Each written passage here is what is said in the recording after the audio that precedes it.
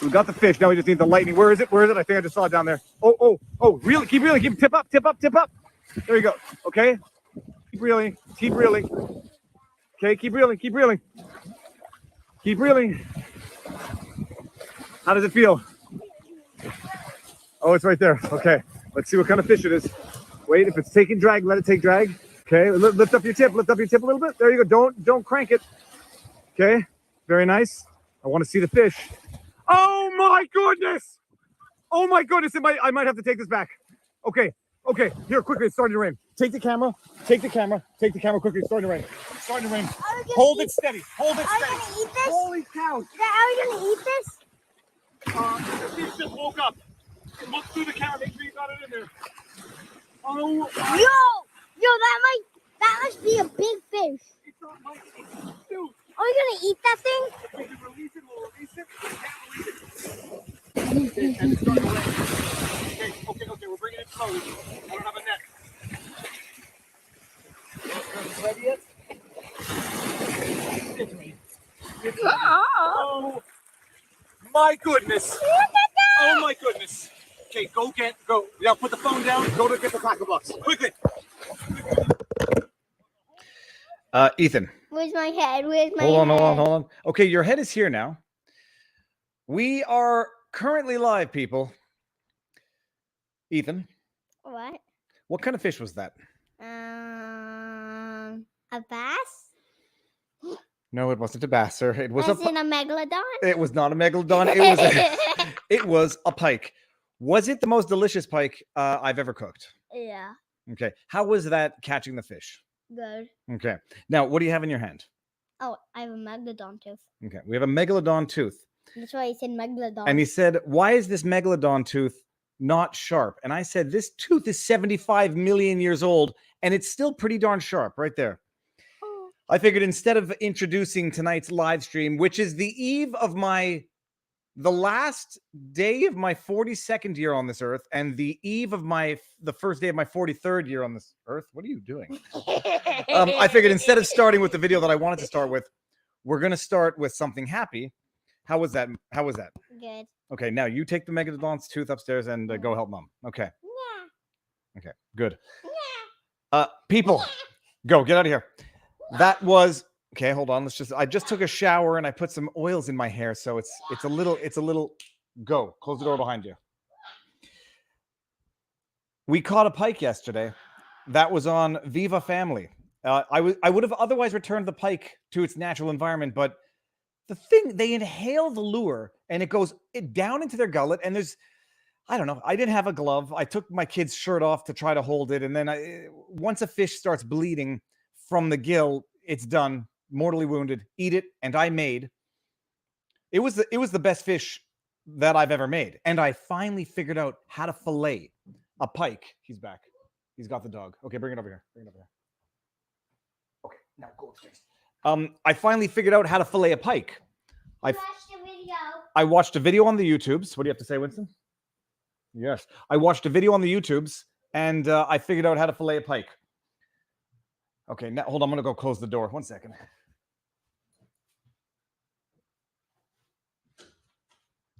Closing the door because whether or not the kid is upstairs. I was going to start with this video, but I don't want my kid seeing this until it's absolutely necessary. This is the video that I would have started off with, but we'll start with white pill before we get to red pill, bordering on black pill suppository, or if they have it the way they want, it'll be a black pill oral that the government will know you took, because it's going to have a little microchip in it that once it gets into your body will notify the government that you've taken your medicine. Literally. Sorry, I didn't mean to scream. Literally. You know, once upon a time, I think the AJs of this world, Alex Jones, would have been called conspiracy theorists for even suggesting this. Play. It is basically biological chip that it is in the tablet. And once you take the tablet and dissolves into your stomach, sends a signal that you took the tablet. So imagine the applications of that, compliance. The insurance companies to know that the medicines that patients should take, they do take them. It is fascinating what happens in this field. It is basically biological chip. I'm not being hyperbolic when I say this. This is the new face of evil. I mean, this is the face of evil. I'm going to play it again and just pause it on a few statements, which are, first of all, body language. Maybe I'm projecting. But this is Bourla, the CEO of Pfizer, the same guy who said things which I can't repeat on this channel because YouTube might consider it to be medical misinformation. So this man has said things which I'm not at the liberty to even repeat verbatim. I don't think, but maybe I am. I don't know. Maybe I'm exaggerating there. Listen to what my impression is that his body language is that of someone who knows that he's saying something grossly offensive, morally, ethically, those are the same thing, spiritually, constitutionally objectionable. The way he rubs his nose at the end, but listen to what he's saying. It's a seed. It's not a microchip. It's a seed. It's not something that's designed to track your behavior. It's something that's going to blossom into something beautiful, a new era of compliance. That it is in the tablet. And once you take the tablet and dissolves into your stomach, sends a signal that you took the tablet. So imagine the applications of that, compliance. The insurance companies to know that the medicines that patients should take, they imagine the applications of that, the compliance. It's not for the government, stupid. And if you think that, you're a conspiracy theorist. It's for the insurance companies, as if that's even remotely better, that they can know if you're taking the medicines that you are required to take. It's not for the government. It's not for, international travel. It's not for biometric measure. It's none of that. It's not for the government. Silly dilly. Don't worry. It's for insurance. Imagine the compliance. Imagine how, if you can't escape Big Brother knows everything. Yeah, you'll get compliance. Listen to this though. Hold on. Where is it? Do take them. It is fascinating what happens in this field. It is basically biological. Take them. It is fascinating what happens in this field. It's fascinating what happens when every one of your last liberties are taken from you, and the government says, "Well, I don't know what accent that is anymore. I know he's Greek, of Greek origin or Greek." Imagine the compliance. It's nuts. Okay, I missed some super chats. Let me just start off with the super chats. Andre Tukulescu, how was the storm today? Glorious. Last night, storm was glorious. Not so glorious for the people up in the Laurentians, who 100,000 people in Quebec out of power. For those who don't know, in Quebec, we had massive, massive storms. I think they might have been like tornado-ish. 100,000 plus people out of power. Trees upended, everything. But it's still, there's some beauty of lying in bed in the middle of the night and seeing the flash of lightning followed by the gentle rumble of thunder. What brand of speaker is over your shoulder?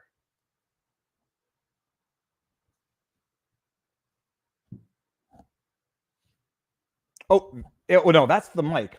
That's not a speaker. That's some old cabinet for movies.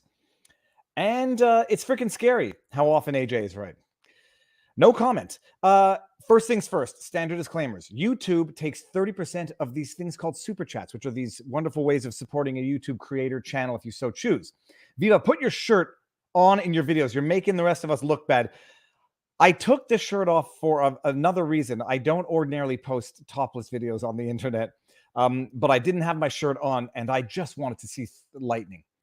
And I didn't want to use my shirt to grab the pike in the mouth because the pike have teeth. They tear things up.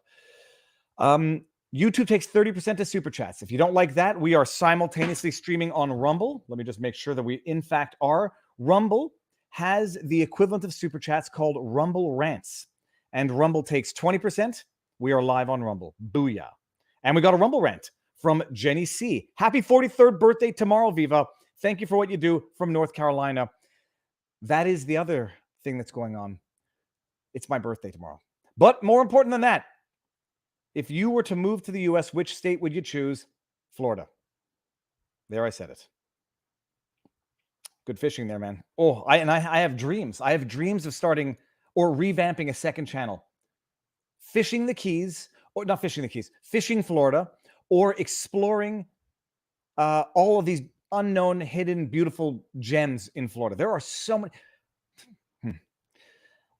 Thank you. Okay, thank you. So tomorrow's the birthday, but this was one of the other announcements tonight. Before we get into the meat of the evening, the merch site, I believe, is now launched. People, let me see if we're seeing the same thing. Now, I'm going to get a picture of Barnes and me up there. I want it to be a picture of us in person together that's not grossly outdated. The merch store is now officially up and running. This was put up by a company called getpressed.ca. Mario, I think, is the president of the company. And it's freaking beautiful. It's amazing. It's an all-in-one now. This is where it is. It's no more Represent and Teesprings. I'm going to shut those down. All-in-one, vivafry.com. It's going to integrate all of the videos, all of the, some stuff to get, what do they call it? SEO optimization to get people to the website. And the merch, people, is here now. Shirts. Look at that. Beautiful. That's the one I'm wearing right now. And full disclosure, they sent me this one to show me what the merch would look like. I did not purchase it as I did off Represent. Hats. Okay.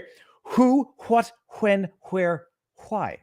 Viva Fry. Now it's not all mine either. We're gonna get where's the Barnes one? Where's the Barnes?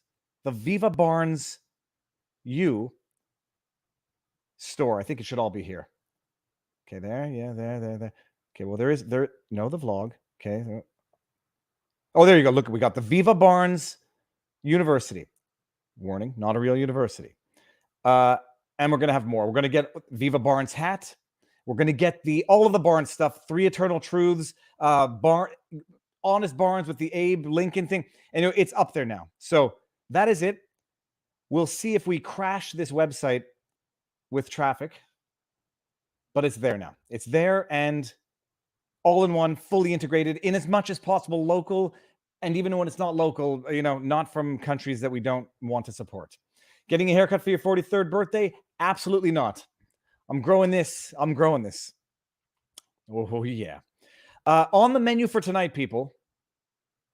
Let me bring up one more super chat that I think I missed, or 2. Okay, look at this. Happy not your actual birthday, Viva. Tomorrow, as of 5 more hours until the birthday. Read Behold a Pale Horse. Happy birthday. Okay. We'll have to see if it's on. Hurricanes, dude. Hurricanes make for good content. I'm not saying that as cynically, you're trading one thing for another. There's hurricanes. I am so sad for Viva. It seems like he is suffering from Tim Pool syndrome. I hope he can pull it together and get back to being the way he was a year ago instead of being a whiner now. Screenshot. I genuinely don't know what you mean, Troy S. And I don't think I do much whining. I try not to. Okay. But everyone is entitled to their opinions. All right. And I see Barnes in the house. All right. Hold on 1 second. Viva, become a Florida man. By the way, I'll never stop complaining about the grotesque governments under which we live. When they become not grotesque, I'll stop complaining. Unless you mean complaining about Albert Bourla talking about humans taking a pill that notifies insurance once you've taken the pill and will ensure maximum compliance. Okay, we've got a lot to talk about. Johnny Depp, even though some of you don't want to hear about it, Barnes with good 1,000%. It's coming up like today, tomorrow, ASAP. Johnny Depp, even though I know some people don't want to talk about it. Michael Sussman, because I know everyone wants to talk about it. Elon Musk, Elongate, because everyone has to talk about what's going on. Par for the course. You say you're voting Republican if you've been a lifelong Democrat, boom. Misconduct orders.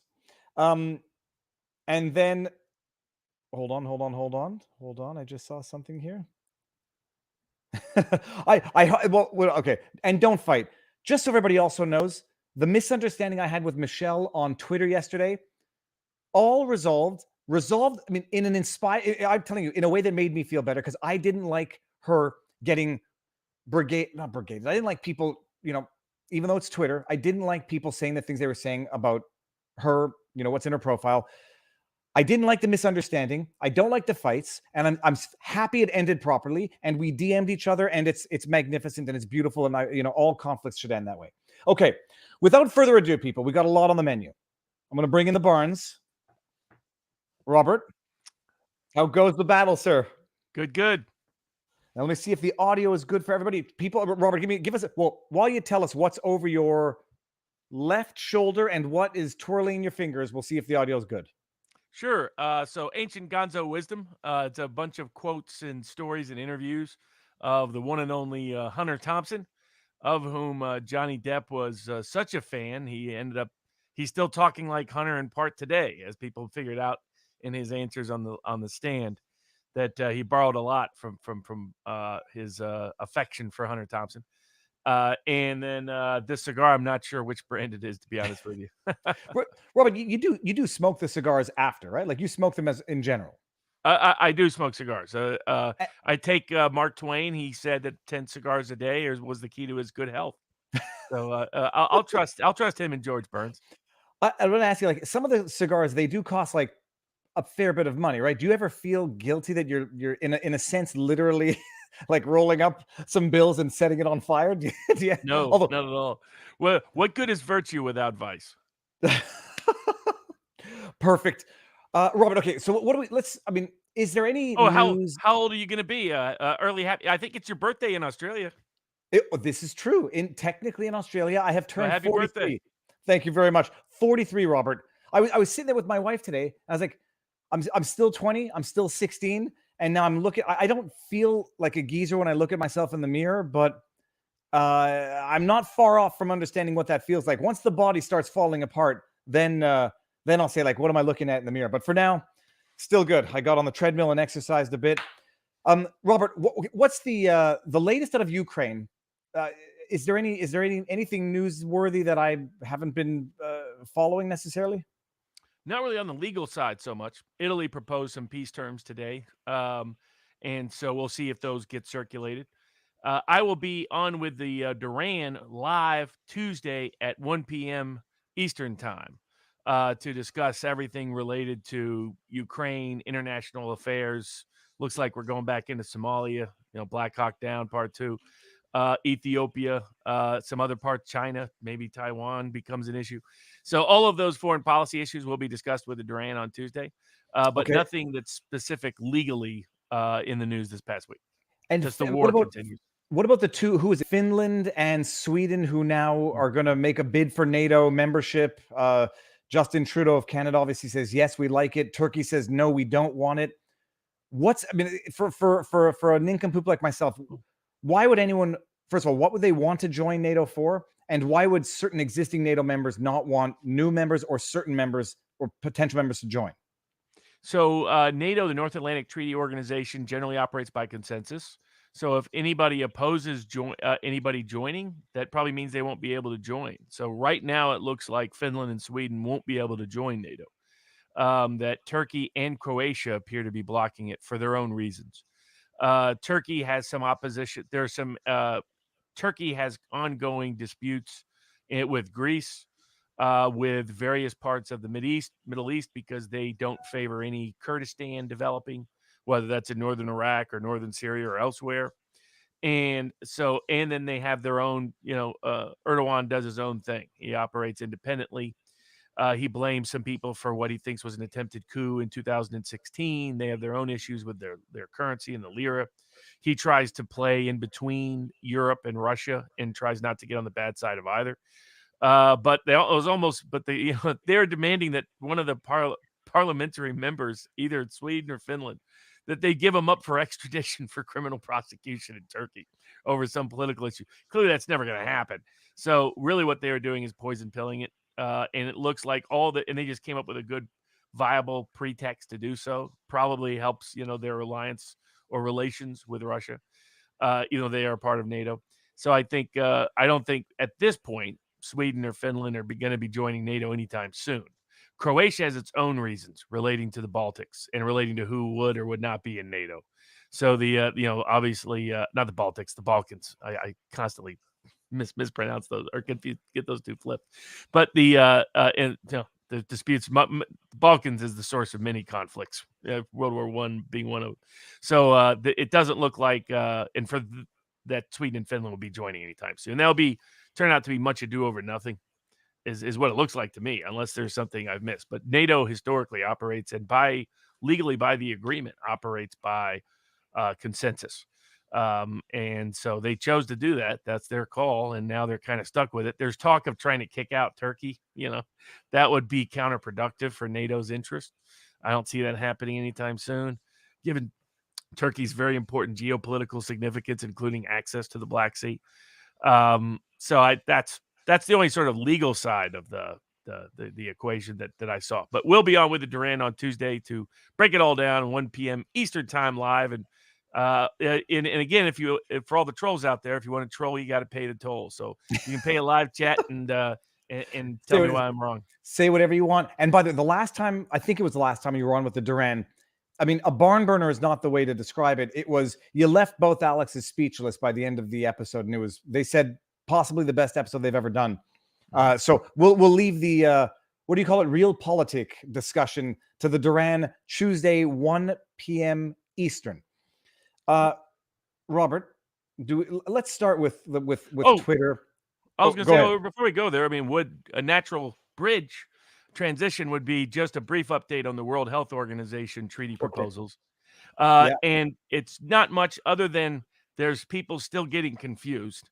So there's a proposal for internal regulations. Stephen Miller's organization, America First, wrote a protest letter to the Biden administration saying that the Biden administration should not even be proposing any kind of treaty, nor should they be even proposing internal rules within the World Health Organization that would give the World Health Organization governing power over any country or any nation anywhere in the name of pandemic authority.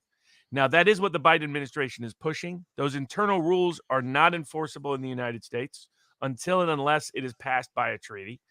And that requires 2/3 consent by the Senate. The Biden administration is going to be the World Health Organization. Their assembly is meeting the same time as the World Economic Forum is getting together in Davos this week. So Savannah Hernandez and some other Rebel News has sent some good people over to Rebel sent 5 people down to cover what's going on in Davos. But Robert, I mean, it's not an accident. I mean, they're talking that people are finding these 2021 what's the word when you make simulation. Yeah, simulation of monkeypox. Kind of like Bill Gates, late 2019, did a simulation about what would happen if a coronavirus came to America, and voila, a few months later, there it was. And apparently there was a simulation that was about monkeypox. Some people are calling it moneypox. Dr. Robert Malone did a good breakdown of it. Oh, I just realized I changed my name. That was from another interview. Somebody else changed it for me. At Viva, barneslaw.locals.com. You can get, I included a link to Robert Malone's article about that in terms of that. But for everybody out there, there is no imminent treaty, and there is no World Health Organization passing these rules does not become governing binding law in the United States, period. It's got to at least pass as a treaty in the Senate. And even then there's limits on that the degree to which, yes, a treaty is the supreme law of the land, but not to the extent it governs other constitutional rights and remedies. It can't trump those things. That has to go through a whole constitutional amendment, not just the Senate approval. So the only thing that can do is just change certain things that don't impact constitutional rights. And even then, not law until it's 2/3 of the Senate agrees to it. But who is down there now discussing what? You got the who's down there discussing the what, but which representatives of nation states are there? Like it's not just so a bunch of people have joined the World Health Organization, but it's kind of like the World Trade Organization. So in 2020, Trump opted out, said we're leaving the World Health Organization. We passed a law in the late 1940s to join it.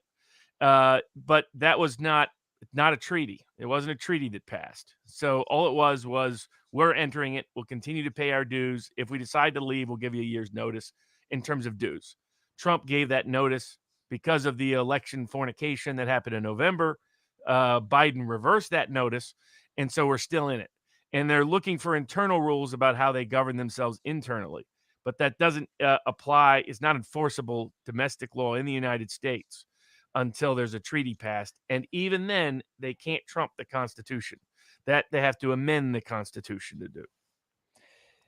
Yeah, but you're going to get a lot of people who are not going to be satisfied with this, and they're saying we're a member of the WHO. Sure, it's non-binding, but they're down there discussing international treaties which are not in effect yet. But if Oh, the it's WHO, something for people should pay attention to. Just, I think the risk is that people think will go out crying wolf and saying as soon as these rules change, oh, now there's a governing treaty that supersedes the Constitution.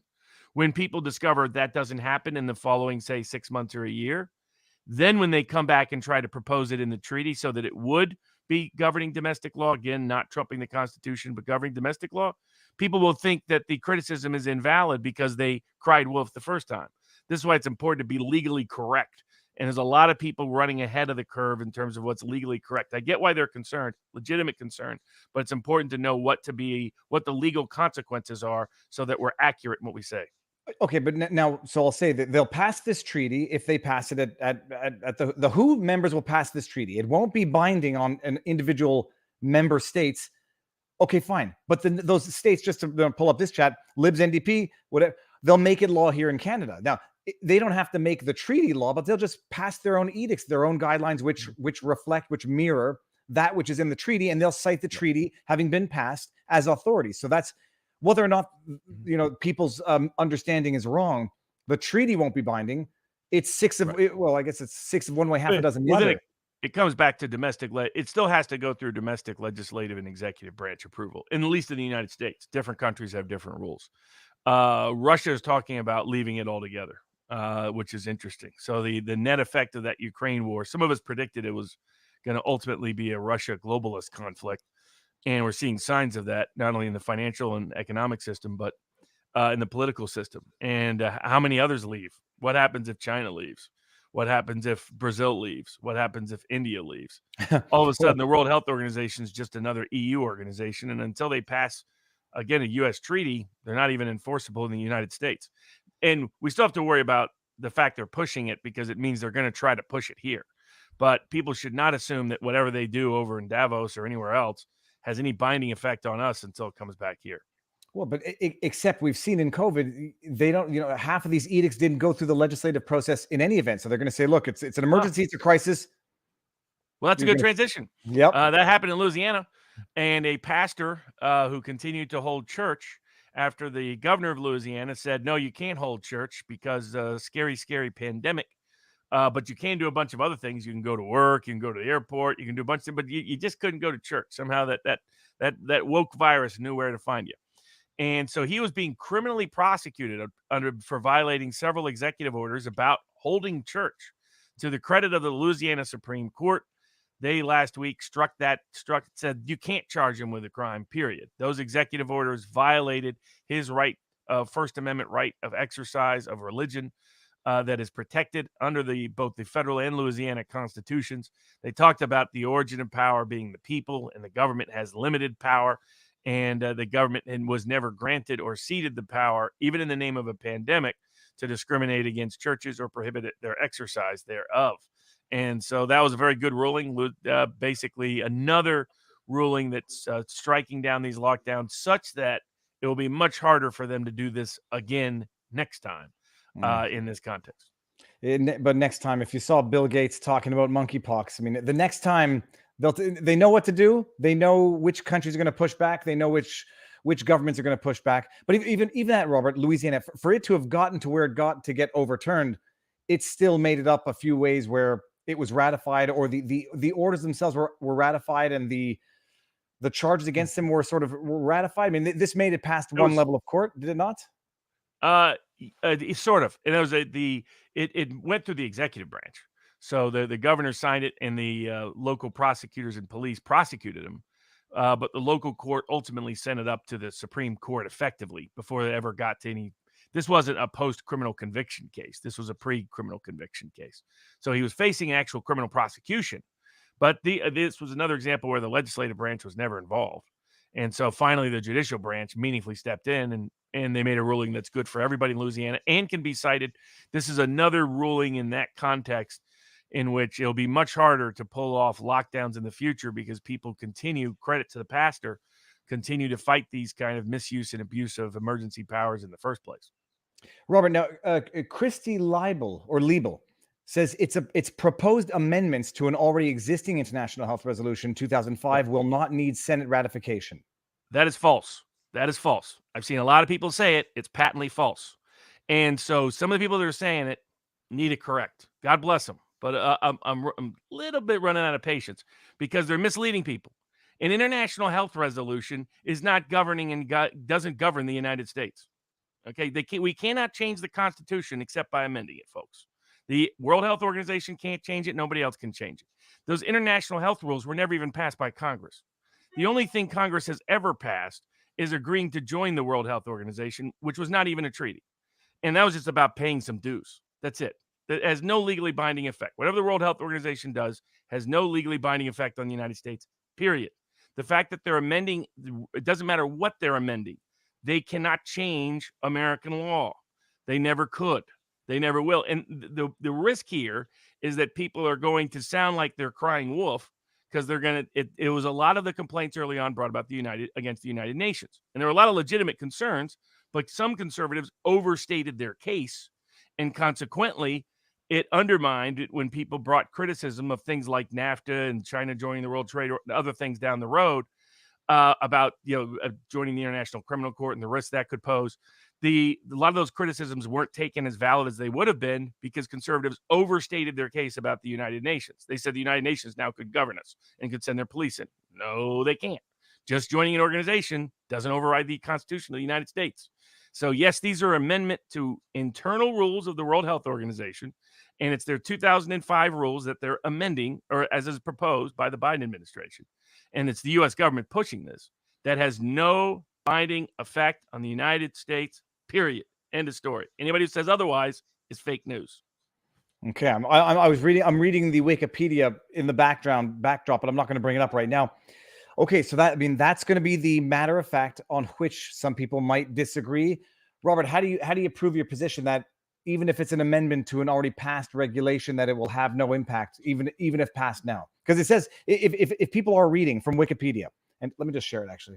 Let's do this in real time. Wikipedia, and I believe I've got the right thing right here. The International Health Regulations, first adopted by the World Health Assembly, 1969. Right. Last revised in 2005, are a legally binding instrument on the international law that aims for international collaboration to protect yada, yada, yada. And that's false. See, like what they're noting how it's false by what they leave out. It's legally binding on the World Health Organization. It's not legally binding on the United States or its member organizations. Notice they don't say that, right? These are the legally binding rules within the WHO. That does not apply to any member state. Right. So that's where there's been this deliberate attempt at misleading people. Some people are innocently being misled, but some of the institutional media is deliberately misleading people. This is why there's been letters from people, to their credit, have been asking senators and other people. This is clear in America First letter. They recognize that this is not legally binding, that they're protesting Biden even trying to do a treaty that could ever become legally binding. But it's Senator Toomey, for example, wrote back a letter to one of our members and our board members at vivabarneslaw.locals.com explaining the same thing, that this is not, and all you need to know for this, folks, is it's the Constitution. Can you amend the Constitution without going through the Constitution's process for amendment? No, you can't. Can you pass legislative branch power without it going through the legislative branch? No, you can't. So now treaties have limited domestic impact as well. Treaties can govern certain things in international relations, but they can't override the constitutional protections. So even it says treaty in the Constitution says the supreme law of the land, but that is within the context that it's not amending any right within the Constitution. It can't do that unless it goes through an amendment process. That's why people are right to be concerned about this effort to centralize and concentrate power in some globalist bureaucratic organization. Absolutely right to be concerned. It's not going to be legally binding on the United States. And don't be deceived on that to such a degree that you go out saying something that's going to be disproven in 3 months or 6 months or a year. And then all of a sudden, when there really is a concern, nobody listens to you because you were wrong last time because you didn't listen to you didn't really review the law. Just anybody out there, if the Constitution says you can't amend it that way, that means you can't amend it that way. Well, There's yeah, always risk that people violate the Constitution. That's one of the counters I get. Yeah, for example, Obama joined it. Was that a binding treaty? No, it wasn't. Well, was that binding U.S. law? No, it wasn't. Well, what did Trump do? He just came in and said, nope, not interested. End of it. So how could Trump do that if that was binding law? That was never binding law. The Paris Accords were never binding law. They were a commitment of the executive branch to try to do something, not legally binding, just a commitment, which they do all the time. well, So that's where people are confusing certain areas about what can change and what didn't. As the SEC figured out this week, and as the entire administrative state found out this week, their assumptions can be in error, and the Fifth Circuit decision may be the beginning of a death knell to large aspects of the administrative state in America. you might have to debrief me on that one, Robert. I think I might have put my attentions on Sussman and Elon and some other stuff. What's going on there? So the big case, this case is bigger than the SEC because it's about the power of the administrative state entirely. The administrative state is this unelected clerical bureaucracy run by professional class managerial bureaucrats, proposed really in its first inception by Woodrow Wilson. And basically what it does is shifts power away from away from all democratic forms of control on our government, away from elected representatives, away from the elected president of the United States, and tries to avoid judicial review. And basically, in fact, Wilson said, as is mentioned actually in the case, in a footnote, Wilson's goal was to gut the separation of powers. It was to overturn what our Constitution established as a way to check power. It's a great decision. I've posted a highlighted version of the decision up at vivabarneslaw.locals.com. And what it provides, what the court determined, the Fifth Circuit determined, 2-1 split decision. But what it determined was that what the SEC was doing is they were writing the rules, interpreting the rules, judging the rules, and enforcing the rules. They were doing the whole thing. And they were issuing civil fines. They were seizing people's property. They were limiting their potential liberty as a part of this action. So the challenge was that they have no authority to do this. That first of all, that the Seventh Amendment to the United States Constitution entitles anybody to a trial by jury in any case that could have been held at common law at the time of the founders.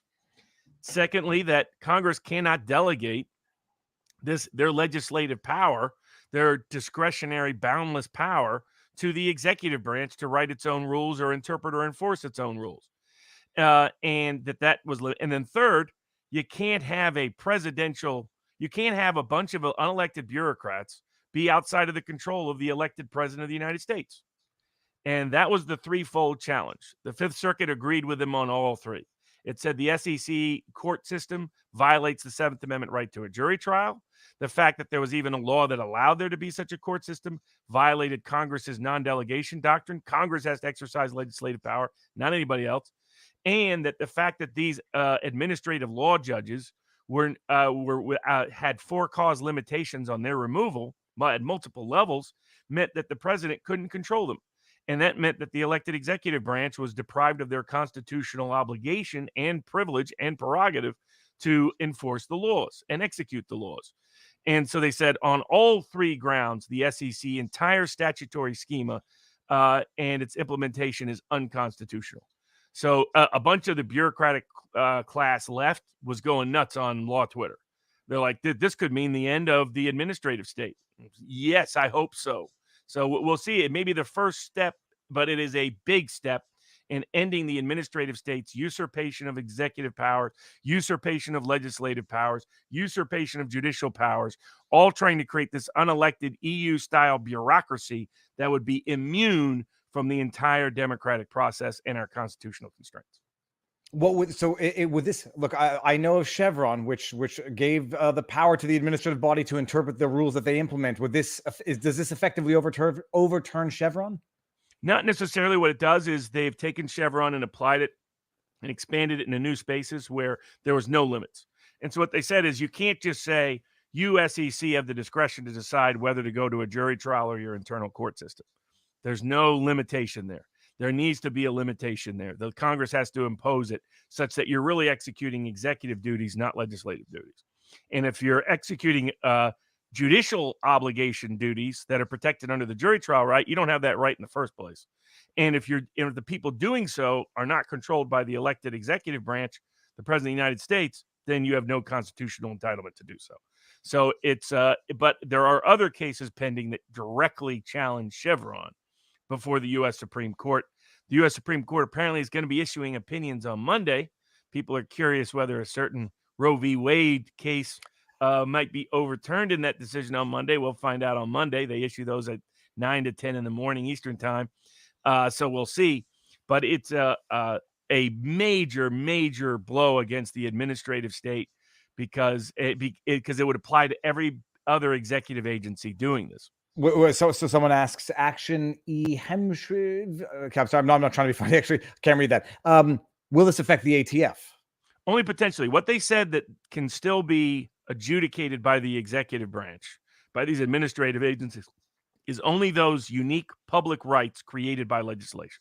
So sometimes what was happening is Congress would pass a law imitating a private right, like, say, a right against fraud, and create public remedies as well. And they've been trying to say, hey, that converts it magically to a public right, not a private right. Now we don't have to apply the 7th Amendment anymore. And the Fifth Circuit said, no, that's not what applies. It's got to be a uniquely, distinctly public right. It was something that didn't exist before the legislation created it. That's not going to apply to about 95% of what the administrative state does. Now, on the ATF aspect, so that's how it could apply. So it's going to depend on the specific context with the ATF. But to give an example, the Wisconsin Supreme Court this week made a ruling overturning an attempt by the Wisconsin's own Department of Justice to prevent someone from having a concealed carry weapon license, CCW license, because they had been convicted of a domestic, what they'd been convicted of was disorderly conduct 20 years before. So the federal law says that if you're convicted of a domestic violence crime, then you can't basically ever have, in certain cases, a gun or a license, depending on the nature of the circumstances. But what happened was someone did something that might have seemed like, he might have been able to be prosecuted for domestic violence, but clearly there's a weakness in the statute. Apparently, he showed up at his ex's home with a shotgun and shot it up in the air. So to me, it's just a Saturday night out of the countryside. But for some people, it didn't sound like a real domestic violence. It wasn't like the person went all Amber Heard on him. So I mean, there were some limitations there, but what there probably was limitations on the evidence in the case. So they only convicted him of disorderly conduct, and the requirement of the domestic violence laws that limit your Second Amendment rights. I have problems with some of these laws, but that limit it currently in ways they allow is the law. It can't just be that the facts could have been prosecuted as domestic violence. It's that the elements of the statute themselves must conform to domestic violence, and disorderly conduct doesn't require domestic violence. So the Wisconsin Supreme Court made the right decision and said, no, Department of Justice, you cannot prohibit this man from having his concealed and carry weapon license for a 20-year-old plus misdemeanor on just disorderly conduct, even if you think the underlying facts could have, should have, would have been prosecuted as something else. Anyone who took a class on firearm safety would know that whatever comes up comes down, and firing a shotgun in the air, those bullets come down somewhere. Try Cinco de Mayo in Mexico City when they're doing the whole revolution thing, and they love to shoot all the guns up in the air, and you got to dodge the bullet. That's how I know. By the way, I always live in a Mexican American neighborhood. There was firecrackers on Saturday for some reason. I was like, if there's any kind of holiday that's even tangentially connected, there will be firecrackers in my neighborhood. Well, lesson to everyone out there: if you fire a gun up in the air, the bullet comes down, and it comes down fast. Little Rock, who we haven't seen in a little while, says, I have really missed catching you guys live. I've been working on getting better on my new prosthetic. Little Rock lost a leg a while back. Viva Fry, Florida is great. I have an Airbnb place there. They require you to retake the bar and not take in another bar exam. Happy birthday, Viva Fry. Thank you, Little Rock. Robert. What was the Florida news out in the air? No. There's no Florida news out in the air. I just said that if I had to move to a Florida place, it would be Florida. But it's a beautiful place. Bringing this down here. Many wonders. By the way, we are over 10,000 people, so do feel free to drop a comment and thumbs up thingy. No, Robert. But speaking of Florida domestic abuse. Florida Freedom versus Canada. You've been following what's going on in Canada, where they've been prosecuting this woman. The woman makes no real difference, but the Métis aspect of her identity does, and I realized why on Friday. They've been prosecuting this Tamara Litch, who they released on bail terms because she, released on bail for mischief charges relating to the protest of the Ottawa thing, and have been going after her hard. She made a motion to change her bail terms, to modify her bail release terms. The Crown then said, no, we're going to make an application for rehearing on your bail, and we want to put you back in jail because you took a picture of yourself with a pendant that someone sent you, and then you sent it back to them, and they asked you if they could put it on their Facebook page. You said yes. That means that you indirectly, through any means, supported the convoy, and they want to put her back in jail, seize her sister's $20,000 certi. And I don't know if you've been following it, but I mean, it's very much akin to what's going on with January 6th. But any update on the outcome of it? They're going to be rendering judgment Wednesday morning. So I live streamed audio commentary of it because you could watch it live, but you couldn't reproduce or share screen. They had a 2-day hearing with a prosecutor who's going gung-ho trying to put this woman back in jail. People were asking, what difference does her Métis status have on this? Métis is European indigenous combination. The Emergencies Act invocation, when Justin Trudeau invoked it and drew up their directives, it said that you couldn't protest unless you were indigenous. There was an exception for being indigenous. So she's saying, well, I'm indigenous, so you can't lock me up for protesting. And I understood it now when I was listening to the prosecutor. He said she's indigenous in that she's Métis, but she wasn't protesting indigenous issues. She was protesting the convoy. Therefore, that exception ought not apply. Political prisoners is not the word. It's over the top. And speaking of political prisoners, has there been any development in January 6th? I noticed Julie Kelly's been posting a lot about it. Do you have any updates from the Jan 6 defendants who are now seemingly opting for a bench trial than jury trial? Yeah, so the big ruling out of this week was that the January 6th Special Select Committee that Congress created, of course, has been issuing subpoenas left and right, seized the phone records of a Supreme Court justice, of the wife of a Supreme Court justice, Justice Thomas's wife. They were also trying to seize a bunch of confidential private information of the Republican National Committee and its vendors through subpoenaing a vendor, Salesforce. Why the RNC is using Salesforce is another question. Salesforce, like a bunch of these third-party vendors, are very left-leaning Democratic organizations. It's unreliable to use them, but that's another story for another day. But so they challenged it. The RNC challenged it in court. The federal district court denied their challenge, but granted them the right to bring in a stay of the case to the D.C. Court of Appeals. But it's just, I mean, as the RNC pointed out, this committee is not properly formed. These requests are not for a legitimate legislative purpose. They are violating First and Fourth Amendment rights. And Congress is weaponizing its subpoena power. And this is what I find kind of insane. They're saying Congress is immune under the speech and debate clause. This is like the misapplication of the Westfall Act. They're now misapplying the speech and debate clause to say that Congress issuing a subpoena is somehow is speech on the House floor. What it really is the liberal judges and establishment institutional oriented judges within our federal judiciary that are particularly strong in the District of Columbia, denying meaningful constitutional rights and remedies against Congress's clear abuse of its subpoena power. And this particular committee, it needs at some level, if the Supreme Court doesn't make a ruling at some point saying this is a patent abuse of power, probably the only way to stop it would be for the Republicans to take over and return the favor.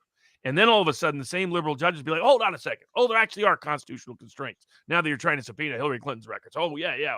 We forgot about it momentarily, but let's put it back in. That's the only way it will be done, because it's a joke.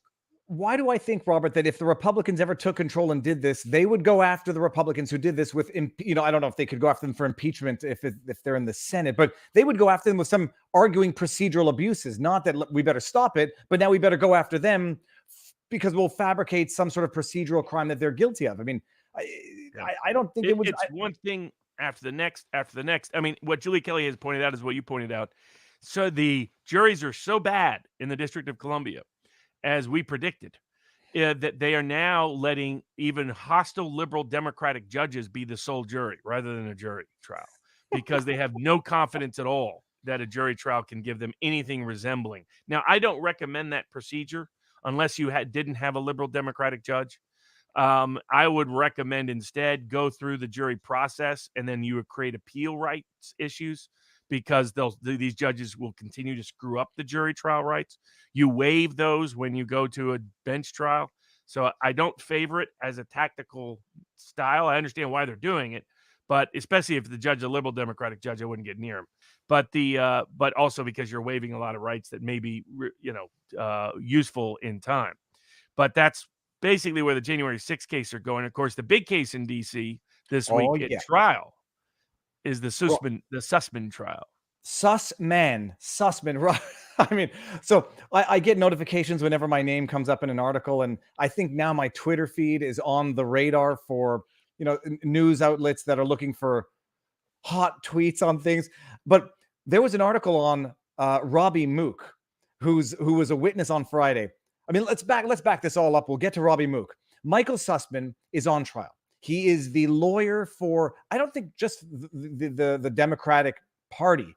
He was Hillary Clinton's lawyer as well, correct? Like directly her lawyer? Yeah, he was part of Perkins Co.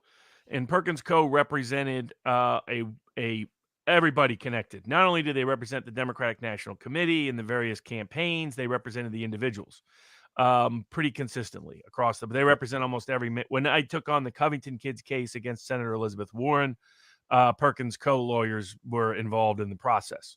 And so they basically represent everybody. And so that's Michael Sussman was a very high-ranking DC insider lawyer. It shows you how DC works, that he could get on the phone and get the general counsel to the director of the FBI to have a personal meeting with him in a drop of a hat. Well, and this is so we'll get to this fact. Oh, you got to go to bed. Get out of here. We'll get to this. Sussman is he's accused of having made one false statement to the FBI as relates to who he was representing when he met with the FBI to give them one of the 3 white papers on which he was working. He said, "I'm not there on behalf of a client." Turns out, not only was he there on behalf of a client, but he was billing that client, Hillary Clinton. That was to give them one of the 3 white papers, which was the phony Steele PP dossier. He billed Hillary Clinton and the campaign for preparing the 3 white papers, for meeting with the FBI. He then lied about it. Robert, my question was this. How did the FBI ever believe that he was not there on behalf of the Clinton campaign and there as a concerned citizen when they knew damn well? I mean, there's no way. The FBI knew who he was. They knew who he worked with. They knew what he worked in. They knew that he was with the DNC when they were working with CIA, FBI to try to get to the bottom of the Russia DNC server hacks. It's suspending disbelief that the FBI says, okay, we believe that you're here as a concerned citizen and not on behalf of the Clinton campaign. Am I fabricating or seeing controversy where it doesn't exist? No, I mean, I think the issue I've had with the whole Durham inquiry is it struck me as an effort to misdirect prosecution efforts to blame everything that happened on Russiagate, Spygate, and Ukrainegate on just a group of corrupt mid-tier outsiders, for the most part, with 1 or 2 mid-level insiders who just made small mistakes. And that's the narrative that Durham has pushed consistently. And the moment he didn't flip Kleinsmith was the moment you knew there was no chance, and there's people out there still hoping, there's no chance he's going after Hillary Clinton. There's no chance he's going after Peter Strzok. There's no chance he's going after James Baker. There's no chance he's going after Mark Elias. There's no chance he's going after Perkins Co. as a law firm. There's no chance he's going after James Comey or John Brennan or Clapper or any of the others. Because at the moment he gave a sweetheart deal to Kleinsmith, that locked it in because that was the guy who could squeal. With Sussman, I think he thought Sussman would just cut a deal, get a similar Kleinsmith outcome, and Sussman's so arrogant that he's refused to do it. Now, he has some reason for confidence. His 2 reasons for confidence. One is what you mentioned, that he knows that everybody knew what he was really there for, and he told him he wasn't there for the for a client, just for their purposes. So they could have a nice, clean record. So they could claim the FBI could lie to the FISA court and say, we don't know if this has any ties to a campaign or not. And it was for their CYA, not really his CYA. And they didn't fill out whatever a 302. They took no notes of that meeting. Is that atypical, Robert? Bordering on atypical. I mean, all of it is. All of it is. I mean, what was really happening now? What has been confirmed by the evidence presented at trial is that the Clinton campaign organized Russiagate and laundered information and intel disguised as legal fees through a law firm that was actually spreading the mis and disinformation throughout and then hiding it from subpoenas under false attorney-client privilege claims. I said this from the moment the story broke at any level, that this is what people would find, that they had laundered the intel using law firms and using law enforcement in the media to do so. So the other thing that's coming out is how many of these people were also government informants. And there was people that they're on federal payroll while they're on the Clinton campaign payroll, right? They got both services going on. And the goal was, how do you verify this? You have people with big credibility and reputation like Sussman, who have the relationships and the ties and the connections. You have the groups that have ties to the big media organizations, and you create a circular deal. So you leak the story to two places, and then you say, because both stories said it, they confirm the original story, right? Even though you're the original source. This is an old game of laundering intel and laundering information. It's the wrap-up smear that Nancy Pelosi described so eloquently, probably from experience. And yes, they were doing. He billed the campaign for the meeting with the FBI. Well, that's with all these lawyers. That's the one place they get caught, is they're so greedy. You knew they were going to bill for it. I mean, they bill for lunch. They bill for, having an idea. When one of the first things a corporate lawyer taught me, I was only a summer clerk at this corporate law firm. And he said, hey, you take the bus or subway in each day. And I was like, yeah. He goes, think about a client while you're on there. And if you can think about multiple clients, you can bill each of them 6 minutes, because smallest billing increment is 6 minutes. So, I could spend 3 minutes thinking about 3 clients, and somehow the law firm wants to bill them for 18 minutes. Here, another trick. If you take a train from Montreal to Toronto for a client, but you work on another client's file, 10 hours billing time right there. Boom. The old travel block. I mean, it's a block terrible, billing. people. It's unethical. I'm not saying this is a joke. It's unethical. But they do it all the time. And because he's Sussman. And the real scam here was, they knew here's the other false story that kind of Durham is pushing, and other people are trying to justify Russiagate are putting out there, which is that the going to the FBI would have stopped the media from covering it. It's just the opposite. They knew in order to get the New York Times to really give it coverage, they needed to be able to confirm there's an open FBI criminal investigation into it. That's the other reason he was doing it. Now, the problem is the FBI can't look like they're doing overtly political activities. So they needed the outsiders to lie to them about the source of their information and the reason for their presence. And this is Durham's continuing the corrupt FBI's business, which is just like he did with the CIA rendition case. Frankly, it's what he really did if you dug in the Whitey Bulger case. People like somehow Robert Mueller somehow got to walk. Robert Mueller was in Boston when they were running Whitey Bulger as an informant. Somehow he never gets implicated in that case. Durham just took out some mid-level people. That's his MO. He comes in and takes out outsiders and mid-level people in order to protect the most powerful people. And that's what the Sussman case really is. What's frightening is that the D.C. jury pool is so bad.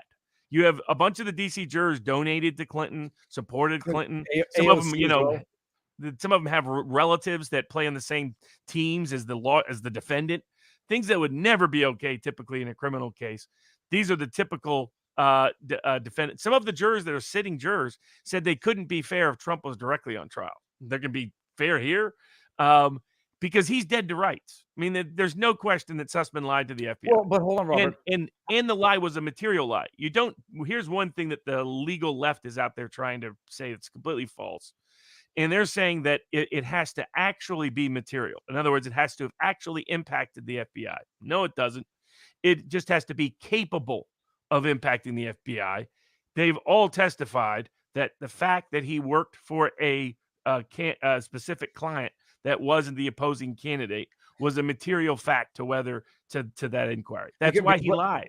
He lied so that they could lie internally and lie to their bosses. And people are going to say, look, the FBI ultimately decided not to move on his information. So therefore, no harm, no foul. But Robert, I would have thought his best defense would be, it was a freaking joke. Obviously, they knew who I was, and obviously they knew who I was there for, because they worked with me back with the DNC hacks. Everybody knows who I am. What is Everybody none of knows that matters legally?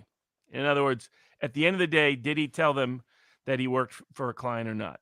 And if he didn't, then it was or he told them that he wasn't, and there's written proof that he said that he wasn't, then he made a material lie to the FBI in the course of an investigation.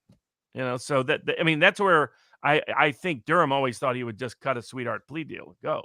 Sussman is this tells you the arrogance of these DC insiders. They feel they're so above the law, they could flagrantly violate it to create a bogus paper trail, and they should never be held to account, period. Even when they're caught literally with their hand in the cookie jar. Core O says Viva Sussman's lie versus Flynn's. As far as I remember from Flynn's lie, it wasn't a lie. It was an equivocation that he's not sure that he remembered something. And they then basically said, no, you ought to have remembered it because it was the case. Flynn didn't initiate that conversation. They did, and Flynn thought the conversation was happening under different terms. There's a good piece in The Hill about how different the Sussman and Flynn cases have been handled. So, I mean, if Sussman's not convicted, the DC jury pool is a complete joke, just a complete joke. And Republicans should start looking at legislative reforms that remove DC as even being an independent jurisdiction. It should no longer be an independent jurisdiction. It is not capable of being impartial in any case that has any political overtones whatsoever. Well, so I mean, real sus, man. The deal is this. Here's the deal, man. No, now I sound like Joe Biden. They should have it's not a joke. The FBI knew exactly who Sussman was. They knew he was a cybersecurity lawyer working for and on behalf of Hillary, the campaign, for years. When he says, I'm here as a concerned citizen, it's laughable to anybody with half a brain, and it ought to have been laughable to the FBI. It was for their benefit. It was, hey, you tell me you're not here for a client, then I can legitimately run it up as this not coming from a contaminated source. I mean, they were in on it. It was a conspiracy between the two of them. And everybody knows it, but everybody has to pretend otherwise because Durham wants to cover up for the high-ranking corruption that took place here. And the media silence or the absence of the absolute outrage that should be flowing from this is a good indication. This was the Alpha Bank story that Dan Abrams of Law and Crime, after I ran a piece on his publication, he got really agitated at how popular it was, which would seem kind of odd, but because I pointed out, here's all the risk from Spygate. And he was like, oh, Barnes, you don't know what you're talking about. There was nothing like this that happened. He goes, what we really should be investigating is the Alpha Bank story. What did the FBI say this week? That story was so laughable and so absurd, they thought a mental patient came up with it. That was the official testimony. So that's Dan Abrams was out there repeating fake news that a mental patient would even know is nuts. And so that's just a little reminder as to their credibility and reliability of Dan Abrams, Law and Crime, ABC, all the rest. So I'm glad, because I'm thinking like, I feel like I'm going crazy again in that it was an implausible statement, but so it's self-serving. They determine it's a totally idiotic story, but nonetheless, somehow Yahoo runs the story, and then the FBI cites Yahoo. It worked. Because the FBI confirmed there was a criminal investigation to the New York Times and ran the story right on the eve of the election. We're going to get to the Barnes and Elon in a second. I want to finish up with Sussman. So this is what's going on with Sussman. But the biggest news of the week, and where everybody's making the same joke, and it's a sick, sad joke, but it's a sign of the times, that Robbie Mook, had better be very careful. He better have a food taster. He better not have any. The United Spot, I think it's called United Spot on YouTube, had a great little meme version of someone of Hillary showing up at Robbie Mook's door over and over again, pretending to be a different delivery service person. There was also obituaries written for Robbie Mook. When Mook testified, for anybody who doesn't know, he was the campaign manager for Hillary Clinton in 2016. My understanding, he's now on the outs with Hillary Clinton. Clinton blamed everybody but herself, of course, for losing. But he said that it came directly from Hillary, that this was not something being done beneath without her notice or knowledge. This was her orchestration and organization. Russiagate and spy. Russiagate was fake from day one. They knew it was fake from day one. They came up with more fake, crazy, ludicrous stories, laundered it through a set of government agents that were more than happy to do their bidding. At the Justice Department, the FBI, the CIA, the NSA, the Office of National Intelligence, Director of National Intelligence, all of them were complicit and involved. The highest ranking media members were eager. Reuters, NBC, ABC, CBS. All of this has been disclosed in the court record. We're eager to push this completely fake narrative that anybody who spent 5 seconds looking at the claim knew was fake. Federal informants were involved in this process. So all the corruption that some of us said were present has been confirmed in the record, in this trial, in the pleadings and testimony. Unfortunately, there's doubt as to whether even Sussman will be convicted. And unlike some of my friends, I don't think it will go any further. I think this will be pretty much the end and the wrap up of the Durham investigation. Nobody higher up is going to get hit. They're all going to get to walk. And, friends of like, Cash Patel, right? Some others that are optimistic are going to be deeply disappointed as they discover how the deep state really operates. Because people have to appreciate that they're not on, even Sussman right now is not on trial for having fabricated, having funded a bogus dossier. That's all already water under the bridge. He's only there because he lied. So even if he gets convicted, by the way, why he can't say he wasn't there for a client, right? One lie is a lie to the FBI. The other would be mail fraud of sending a bill. This goes to the great John Grisham original film, The Firm, right? The mail fraud is everybody who sends a legal bill through the mail and they falsify what they billed for has committed a RICO offense. So Sussman could, once he billed for it, he could never say he wasn't there for a client. And he just has to try to, but he's so arrogant that he's like, I shouldn't face any consequence for this. He's probably going to get real time now if he gets convicted because of his arrogance. But it gives you a sense of his, and DC just thinks they're above the law and never should be held accountable, period. End of story. I just, we'll close off the bookend. We'll bookend the Robbie Mook is that he confirmed he was there as a testimony for the defense. He was there as a witness for the defense, and he confirmed that Hillary Clinton personally okayed authorizing Sussman to disclose this one of the 3 white papers. This had Hillary Clinton written all over it. You can just watch some of the hush hushes about at vivabarneslaw.locals.com. Go to the hush hush playlist. Just watch the last 2 about the death of Vince Foster and the death of Ron Brown, and you understand Hillary's got her fingers in a lot of interesting places. Well, now I just had a very dirty image, but it was not about Hillary. It was about her husband. Chris, thank you very much, Christian Katie Benoche. But hold on 1 second. So Mook, the joke is now that he's on perpetual watch now because he made life insurance just got a lot more expensive. He made an admission which, if the political situation were reversed, it would be scandalous. It's getting total blackout on some media. If any of the stories are true about Trump, it'd be front page news, top of and it'd be, nonstop coverage on MSNBC, all the rest. What is Sussman's best defense? Like, what is his defense? Hey, I was helping Hillary, and we all know Trump is bad. That's his real defense. Okay. There was one, unfortunately, I think, and I rank it no higher than 50-50. This should be in any other jury pool, 95% chance of conviction. The fact it's 50-50 tells you how bad DC is. If Sussman doesn't get convicted, it will be very embarrassing for the DC system because they'll be like, wow, our jury pool is actually a joke.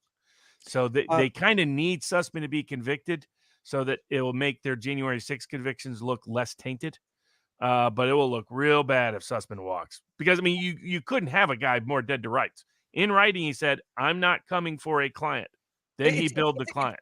He said in writing, and he billed the client for the meeting. It's dead to rights. My only conceivable defense is it was like a wink when I said it. They thought it was literal. I was being sarcastic, and they knew it. So it wasn't a false statement. I thought they knew I was joking. That would be my defense. But hold on, before I forget this, I keep forgetting this question. It was Mark Elias who testified earlier this week. And at one point, which by the way, No chance he's testifying unless he's already been cleared, folks. Okay, interesting. Well, they had asked him a question about I forget the exact question, who sent you there, or something potentially incriminating, and he said you'll have to ask Sussman. And then the defense came in and said we want to make a motion for mistrial because any talk about someone pleading the fifth or invoking the fifth or taking the fifth, any discussion about it, as we saw in Rittenhouse, is using their right against them. That violates what the Fifth Amendment was supposed to protect. The question is, I wasn't sure I understood enough of the details to think that it sounded like a sneaky trick to get a mistrial given by one of the chummy witnesses for the defense. Mark Elias says something that gives ground for a mistrial, and then they try to get a mistrial. But I didn't understand enough of the details. I'm not sure if you're familiar enough with it. Probably it's not close enough to a commentary on the Fifth Amendment by the government. Okay. And they try to get it was a real reach to try to get there. But I would not rule out that Elias deliberately said something to try to blow up the case. And they would do that because they're friends, and it's like, oh well, they were partners, and okay. Mark Elias is neck deep in a lot of. I said from day one he helped orchestrate an information and money laundering operation, and that's what he did. And the Federal Elections Commission has effectively confirmed the money laundering charge because they fined the Clinton campaign for lying about these things being legal fees when they weren't. This was money going for disinformation, and they wanted to lie about it so the world didn't know about it. The whole point of campaign disclosure requirements is so the public knows what your campaign is doing. They lied about it. They said this was legal expense when it wasn't. It was a disinformation campaign. And how did Robert Mueller fail to stumble across that in his days as a special counsel? How long was his investigation? It was 2 years. 2 years. It's also come out now. I mean, some of these facts I knew about at the time. But it come out. He targeted people like Mike Cernovich. Right? He targeted anybody who was on a MAGA list. So the now ultimately didn't even subpoena information related to some people I represented in the case. Backed off of that rather than getting to a full-scale wholesale fight over it. But that's where he was going, and they used Flynn. They used Flynn to get in, and once Flynn designated who all the white hats were that would be, willing to buck deep state priorities in a wide range of foreign policy and military policy, they waited for him to list them all. Then they took Flynn out. Every single person he listed as someone that would be good for promotion was put under investigation by Mueller. Every single one. You're talking about people with 20-plus year perfect histories. I won't detail who they are, but 20-plus year perfect histories all over the place. This sounds a lot like Canada. I'm just saying, the question is it any better than Canada? I think the court system in the U.S. still works a little bit better. In the U.S. you have the courts stating that even in times of crisis you don't get to override the Constitution. And my impression is in Canada they say even in times of peace you're not guaranteed any rights. I think the courts are getting it better in the States, but I just hope the politics turns around because no doubt about that. I mean, but speaking of cases that might turn things around, we had two big cases this week concerning Children's Health Defense. Robert Kennedy and Children's Health Defense are suing Facebook for their discriminatory targeting of Bobby Kennedy and Facebook. And they have challenged on state collusion grounds that big tech is operating as a state actor. And they had lots of evidence and proof of it. Fauci directly targeted before Kennedy wrote his great book. Before the Disinformation Governance Board, which would social media became official, the Disinformation Governance Board. But before Bobby Kennedy even wrote the book, The Real Anthony Fauci, which I still recommend to people, very well detailed, very well documented, very well cited. All the proceeds go to help these lawsuits he's fighting and other efforts like it. And so he's donating all of it. And so he brought suit saying, look, we got proof that they directly, Fauci and others, Fauci, remember, was directly emailing Zuckerberg. Zuckerberg's an individual defendant in this case. That Fauci was specifically requesting that Facebook target and limit the reach of Robert Kennedy and Children's Health Defense especially. And they got proof of various emails, communications, conversations, etc. And in fact, like they would put the Biden administration would put Bobby Kennedy, Robert Kennedy specifically, him on a list, communicated that to Facebook. 2 days later, Facebook removes him from Instagram, which had about 1 million or so followers, give or take some. And so Bobby Kennedy and Children's Health Defense brought suit. Of course, the federal court in the Northern District of California that can't wait to defend big tech, ran to defend big tech, said, no, you can't sue them. That basically, unless you have pure smoking gun proof, like literally a letter that said, hey, Facebook, you must now remove Bobby Kennedy tomorrow.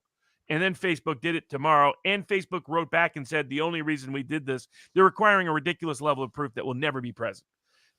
Even though the disinformation board, by the way, people should ask, why was it that the disinformation governance board was suddenly disbanded at the beginning of last week? It's because this hearing was being held on Tuesday morning in Pasadena before the Ninth Circuit Court of Appeals. And one of the arguments was going to be, we don't have to doubt what they're up to because there's a disinformation governance board that's specifically been employed to do this. So to remove that argument from the Ninth Circuit, they immediately got rid of it the day before. But hold on, people are actually telling me, Robert, that disbanding it temporarily is not, don't be fooled by that. Are they going to reinstitute it, re-implement it later on once this hearing is over? Yeah, I mean, or once the case is resolved, they may. But the Court of Public Opinion did a very good job fighting back and exposing this disinformation governance board and Scary Poppins, and our Scary Poppins terminology took off throughout the interwebs. To quote, who am I borrowing from? Oh, you, I think. Yeah, I'm just going to go put in hashtag Scary Poppins so everybody knows. Well, and then but the second part of it was this Bobby Kennedy suit. It's why I tell people, the suits matter because these suits impact the court of public opinion. They impact state action and corporate action. Even if you don't get all the remedy or relief you want from within the court, you're going to get better. You're going to make the world a better place at some level just by fighting it. And just Bobby Kennedy continuing to fight this, because a very expensive suit, continuing to fight and bring, because you got Facebook's got all their lawyers just lined up. I mean, it was like, stacks of papers, hundreds and hundreds of cases and everything being cited. So but the Ninth Circuit, he got a good draw. So they got 3 Republican appointees. Now, one draw was an unfortunate one, a judge from New York, an old senior status judge, who it was a Reagan appointee, who my guess is, so far what we've seen in any of these COVID-related cases is when the judges are senior status judges, they tend to be real deferential to the government action, because who's the target beneficiary of all these COVID policies? It's really old people. It's the same thing in Canada from what I'm seeing. Is, you have the judges talking about the risks, the undeniable risks, and however minimal. But yeah, sorry, it's I see the same trend in Canada.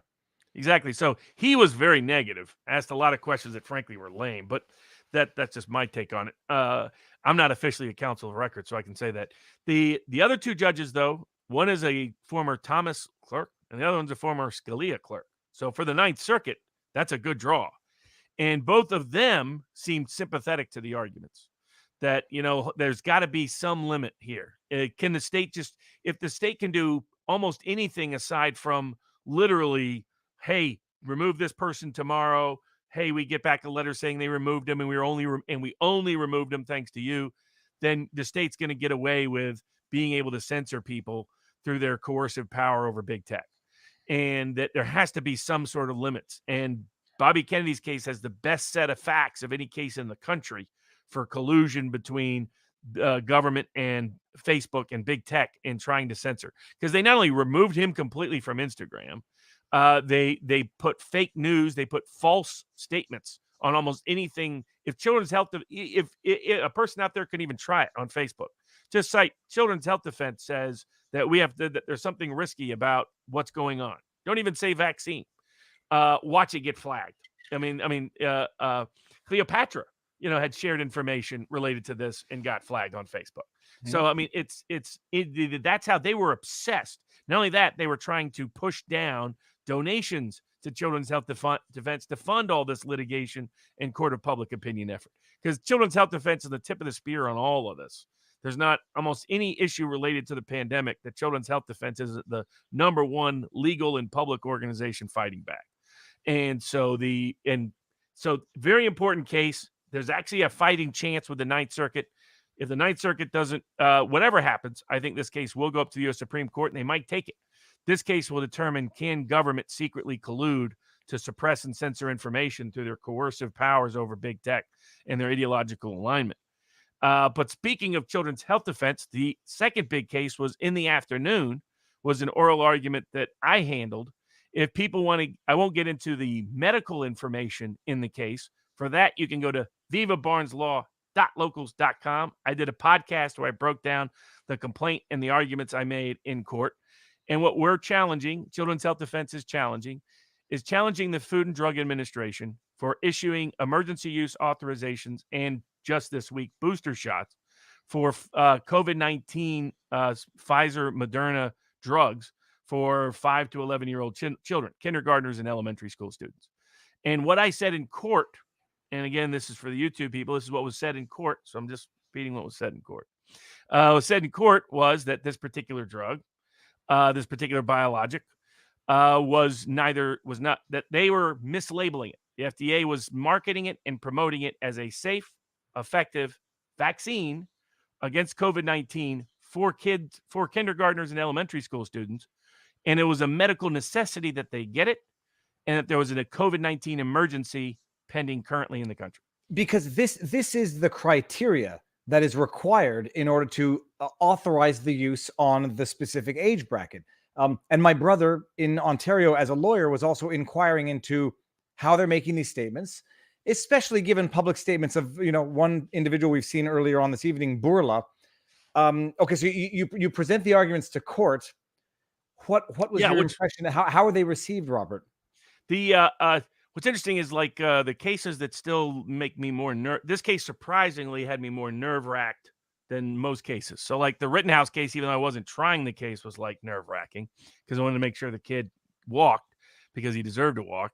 But it was surprised me. But then later it's like, it's 5-year-olds. It's hard not to get nerve-wracked. Yeah. So this is about the FDA doing what the Fifth Circuit just said the SEC can't do. Because the other scary aspect here wasn't just this context. The FDA was saying, hey, Congress gave us this emergency use, these emergency powers.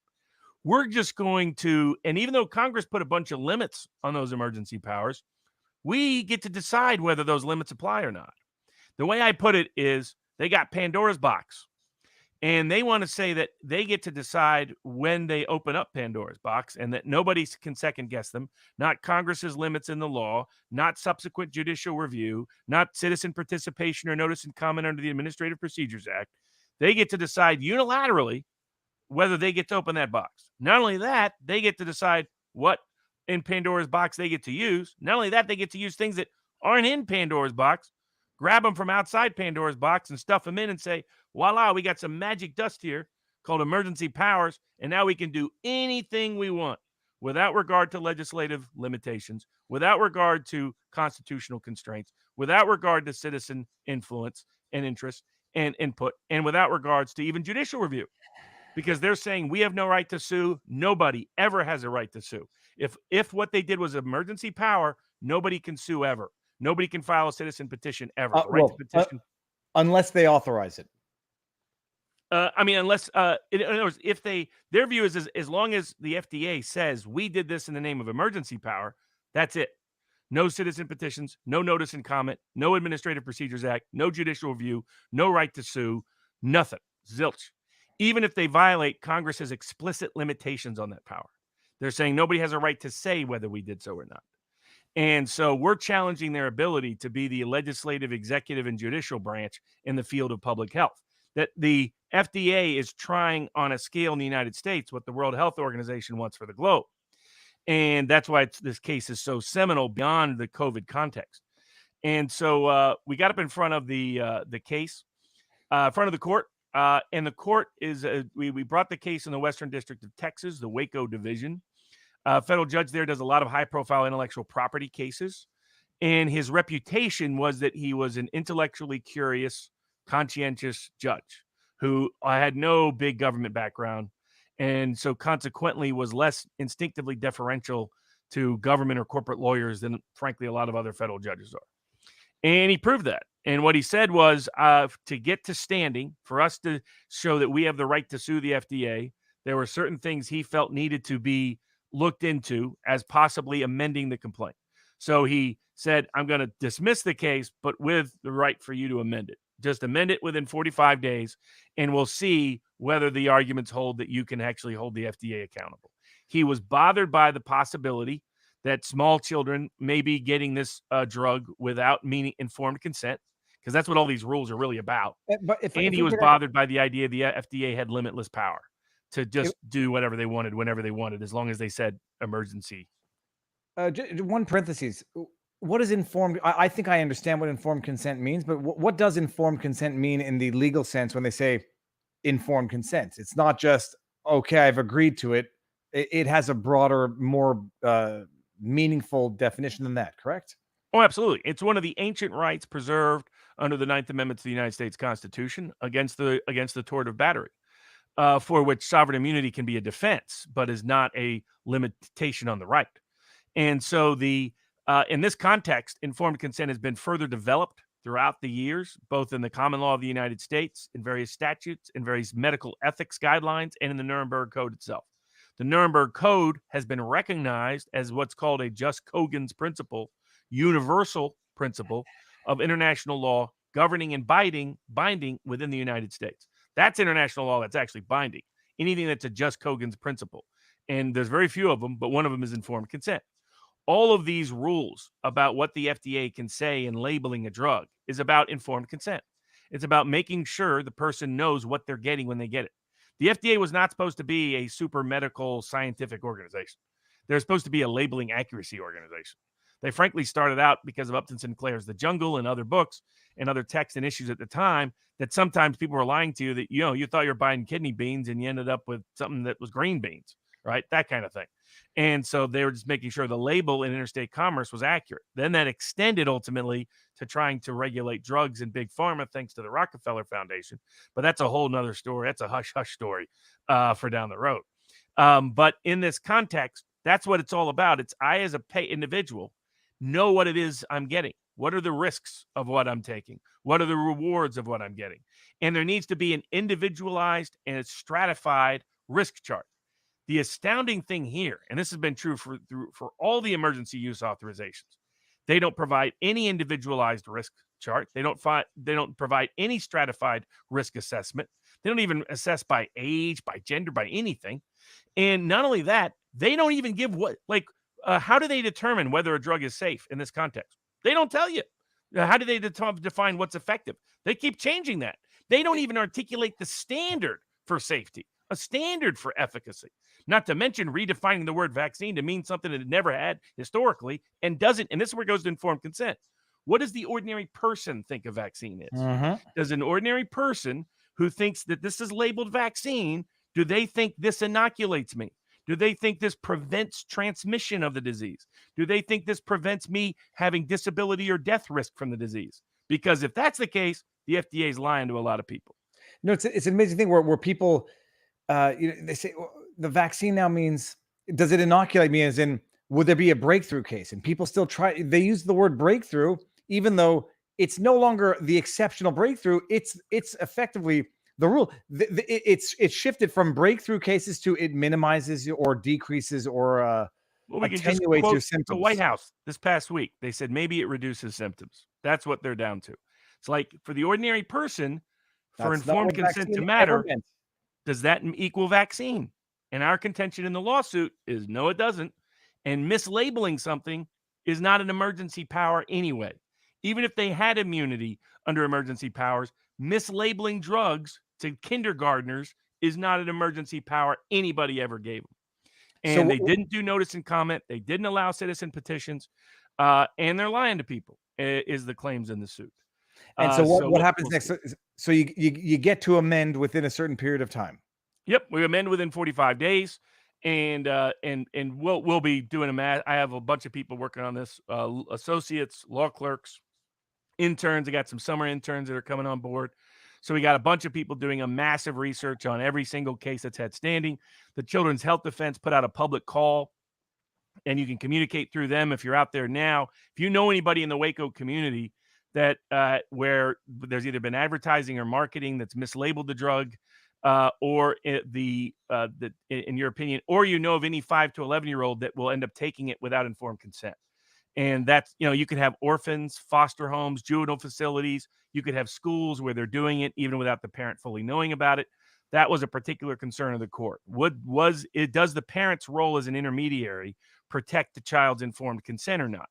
And he wants us to produce any and all evidence we have that that is not a successful full protection against uninformed consent taking place here. So that's going to matter. And then I'll be in Texas at the end of this week for the other big related case concerning Pfizer, which is the Brooke Jackson case for just a status conference in Beaumont. I think there's like 8 lawyers, 10 lawyers, 12 lawyers. They got all these big corporate law firms. So it's the underdog battle of all underdog battles. But we got some lawyers that are going to come on board with us to join a team, have an open invite to other lawyers to join the team. Not looking for, I don't care who gets the credit. But Brooke Jackson, what she laid out, a lot of the Pfizer FOIA information is confirming was what she said. So this is the whistleblower who has been looking at clinical trials, been part of it for years as part of her job, went into Pfizer's 3 different clinical trial locations, saw massive problems. And the simplest way I have to explain it to people is like, you can get to all the technical issues and all those aspects.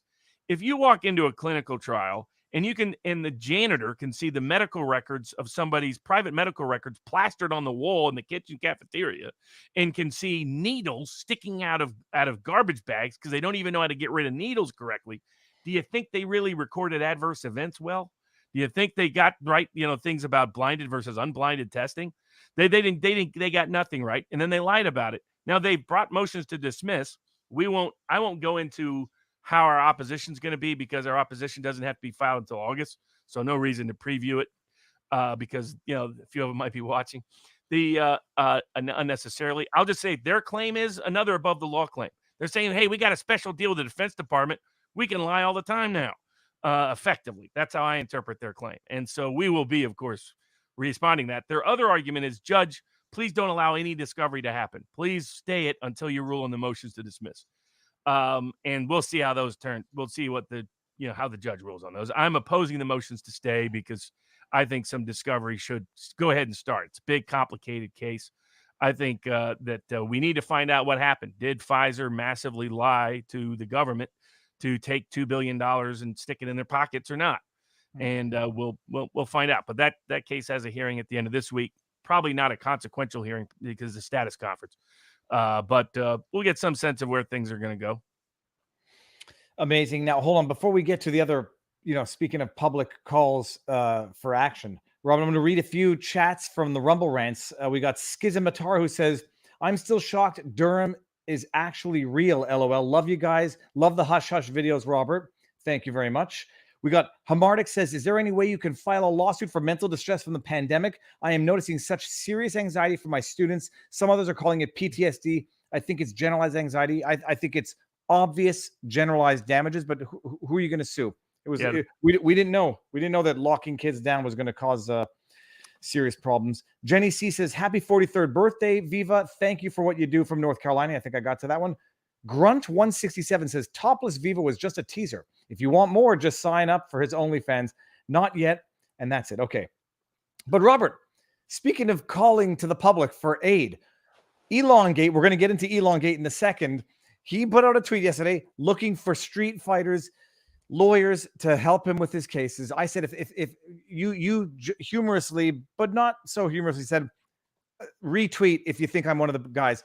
And I say that if there is anybody on earth who is what Elon Musk is looking for, it's you. And if it's not you, then there's no one on earth left.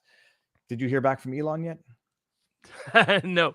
I mean, and it was fun. It was it was to use Musk's own methodology of kind of quasi trolling and having fun on Twitter. And yeah, he put out, he says, that he wants to build a bunch of lawyers that are not your corporate types. Basically, said don't want the white shoe firms. I forget how he called them, but I think he identified Perkins Coie as one of them, which is interesting.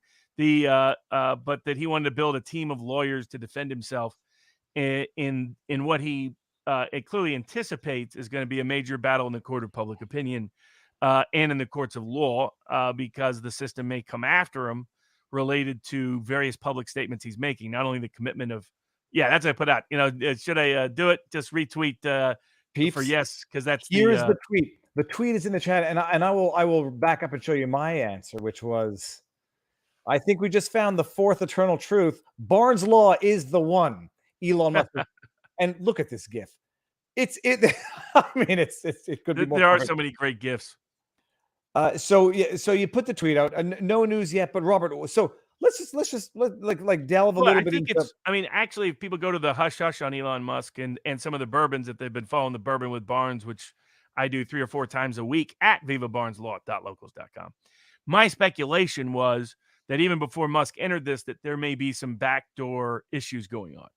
And Elon Musk has a lot of government contracts, and there may have been an effort by what you could call the administrative bureaucratic state, especially under the Biden administration, to get him to heel on some set of policies or issues in some context.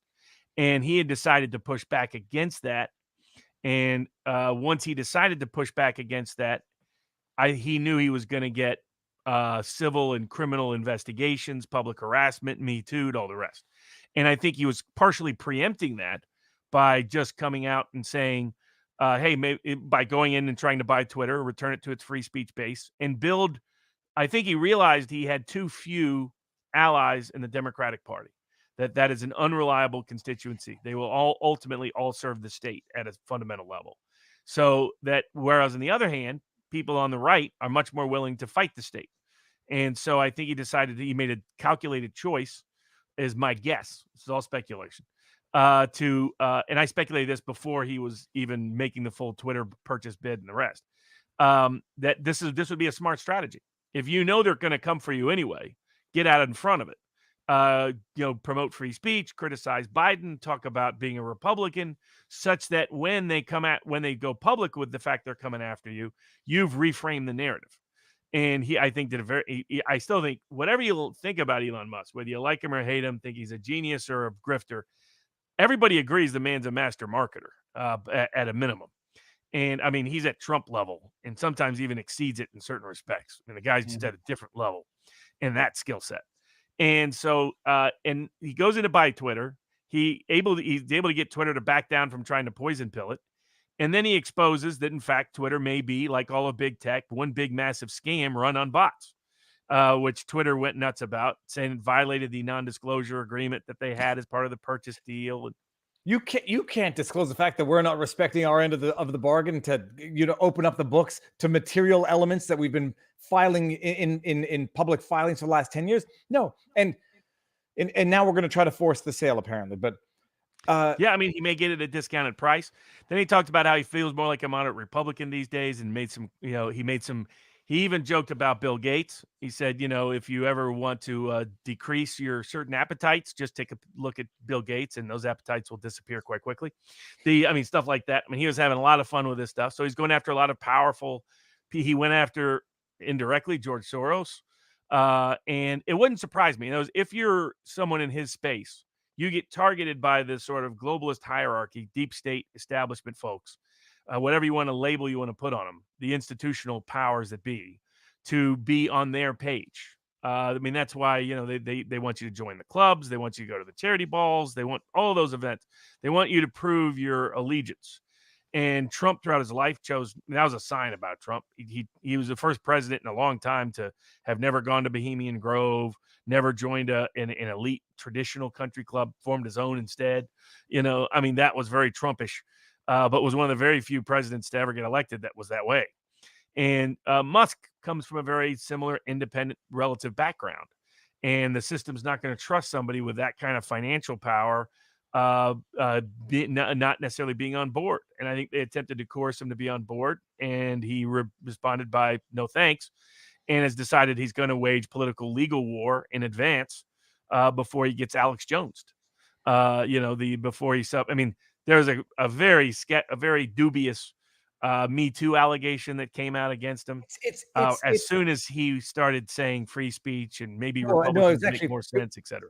It was like, I think it was 2 days after he said, I'm going to vote Republican next election. It's preposterous in that it's not quite as egregious or over the top as Kavanaugh, in that it's not 35 years old. And there might be, when Elon Musk comes out and says there's circumstances, there's details, and it's not so simple. Don't get massages, period, from anyone who's not your wife. That would be my bottom line takeaway. Keep your schmeckle in your pants. Don't get massages. That's the old Pulp Fiction debate. Remember the debate about should you do a foot massage? Yeah, he's like, would you massage another man's feet? But bottom line, yeah, out of the blue, he's never had a hashtag Me Too accusation against him in however many years, despite everything. He's had racism, he's had exploiting his workers, he's had a number of accusations, but never sexual. And then all of a sudden, I'm voting Republican next election. I want to buy Twitter. It's bogus in that it's overstated, or understated its bot accounts. Yes, he allegedly took out and his. Don't trust Bill Gates. Don't trust George Soros. Don't trust Joe Biden. And all of a sudden, within a day or two, there's Me Too allegations. Now, Fox Business News has been putting out some really kind of crazy news sometimes. So the most recent one was a Fox Business News guy said that maybe Twitter could put Musk in jail if he doesn't go through with the deal. And it's like, no, Twitter doesn't. Their contract does not have a specific enforcement clause that says they get to jail him if he doesn't go through with the deal. You get jailed for it doesn't matter. Well, not civil offenses, but Robert, can Twitter even force the sale? I mean, like, I don't know what the terms of their due diligence was. The terms of their. Well, my understanding is if the deal doesn't go through, depending on who's at fault, the at fault party owes the other party $1 billion. I mean, in Musk's world, that doesn't matter a whole lot. No, so but I think, I mean, the question would be, there's going to be lawsuits probably either way, unless they give him maybe a discounted price. I mean, his concern is legal. I mean, how much value is there really with Twitter, and how much legal risk is there? Now, I suspect that he suspected this was a bot-riddled universe from the get-go, because this has been an ongoing conversation in the tech world. One of the people on our board put up a detailed analysis of this, that this has been an ongoing, barely masked issue within the tech world, that Facebook, YouTube, Twitter, they fake the likes. You have lots of bots that create false advertising value, is the bottom line. Yep. And so, I mean, that's what Facebook is being sued for, not even just the bot part, for just lying about how many people were reached. And they face a potential bankrupting suit. So there's real legal risk to him. I think he'll manage. I mean, he's been through a lot of lawsuits. He just won one of the biggest ones that nobody thought he could win in Delaware. And he's probably thanking himself every single day that, praise God, he never actually married Amber Heard. So, as he's watching this case, he's just thinking, God just keeps gifting me stuff. I might as well roll with it. Yeah, was it. We'll get to this question. Keep it simple, simplify. But Robert, even if there's a penalty clause for not following through, if they're not following through due to a deliberate act or omission, or even worse, the fraud of one of the parties, there's no penalty clause. What's Twitter going to say? We lied on our SEC filings, refused to open our books, refused to evidence the claims in his DD, and now we want to force him to buy it. And if he doesn't, $1 billion. I mean, I don't know the exact terms of their agreements, but it's inconceivable that they did. I mean, they could try to sue him if the deal falls apart. But they're going to get sued themselves, because people are going to allege securities fraud by Twitter for failing to disclose how many bots were there. The best out for Twitter is probably to take less money and still give it to Musk. Cut it in half and move on. Could they cut it in half without getting a lawsuit from their shareholders? Like, well, I said probably they could now, because, well, they might still face it no matter what, because of the misrepresentations about the number of bots. Unless they really prove that the bots aren't as many as they claim, as many as appears to be the case. I mean, they're in trouble either way, is the reality of it. And Musk found a way to unmask it by just trying to buy it. And so we'll see if he really wants it. I think Musk is serious about waging. We'll see. I think Musk is, again, he's a master marketer, so you always have to measure marketers by what actually happens, as opposed to what they say is going to happen. Well, you took some flack for your assessment of that on one of the hush hushes, which I heard. And it said Musk has Trump is similar. A lot of your great salesmen don't, their gift is their salesman, not always their delivery. So that can happen, but we'll see. I mean, Musk did go through with trying to buy it, has gone through with exposing it. He has been willing to be publicly critical of. I mean, he highlighted the Sussman trial this week, so clearly he's showing he's independent and he won't be coerced or crushed or bought off by the system. Well, I'll tell you one thing. I don't like the jokes like Robbie Mook better check his door. Elon Musk made that joke. I know. His mom was like, hey, you can't be making that joke. I don't like that joke. I know it's a form of OCD where you don't want to even say the bad joke to put the juju out in the universe. I don't like that joke. He says, if anything, I forget what it was. He says, if anything happens to me, I didn't do it. Something along those lines. But then, meanwhile, he's facing a sexual harassment alleged allegation from somebody, and he wants to call it Elongate, which is, I mean, I don't know who thought of that. It's almost like they made it for him. I think they're working together in this. Well, Okay, he's so just a natural marketer at those things. And I think he's smart to wage the political battle that he's waging. And he's smart to want to put together a bunch of lawyers. Whether I would fit within that group is an open question. But I wouldn't rule it out. I don't rule it in. I'll put it that way. But he's right to want to put together that kind of team outside of the compromised corporate structure. He identified them as just kind of weak need. And, he was, I think as he put it, yeah, we're looking for blood. But the other problem is the conflicts of interest. In other words, the problem with all the corporate law firms is they're all going to be compromised at some level. So you need to hire a bunch of individual boutique lawyers and, a team of them to be able to go at what he wants to go at. And if he's serious at going after some people, the people like Bill Gates, George Soros, the Twitters, the Biden administration, corrupt SEC people, I'd be happy to help with, because I'm happy to, throw some bombs. Well, but hold on one second. Let me just get rid of the. Thank you for the super chat on Sue, but let me just do this. Elongate was pretty epic. But hold on one second, people. If you want to talk about a reason for which one should not trust, what's his name? Bill Gates. Look at this. Look at this. So we, we'll have to prepare for the next one. That, I'd say is will get attention this time. So we, we'll have to prepare for the next one. That it was like he was talking about how many people were going to die.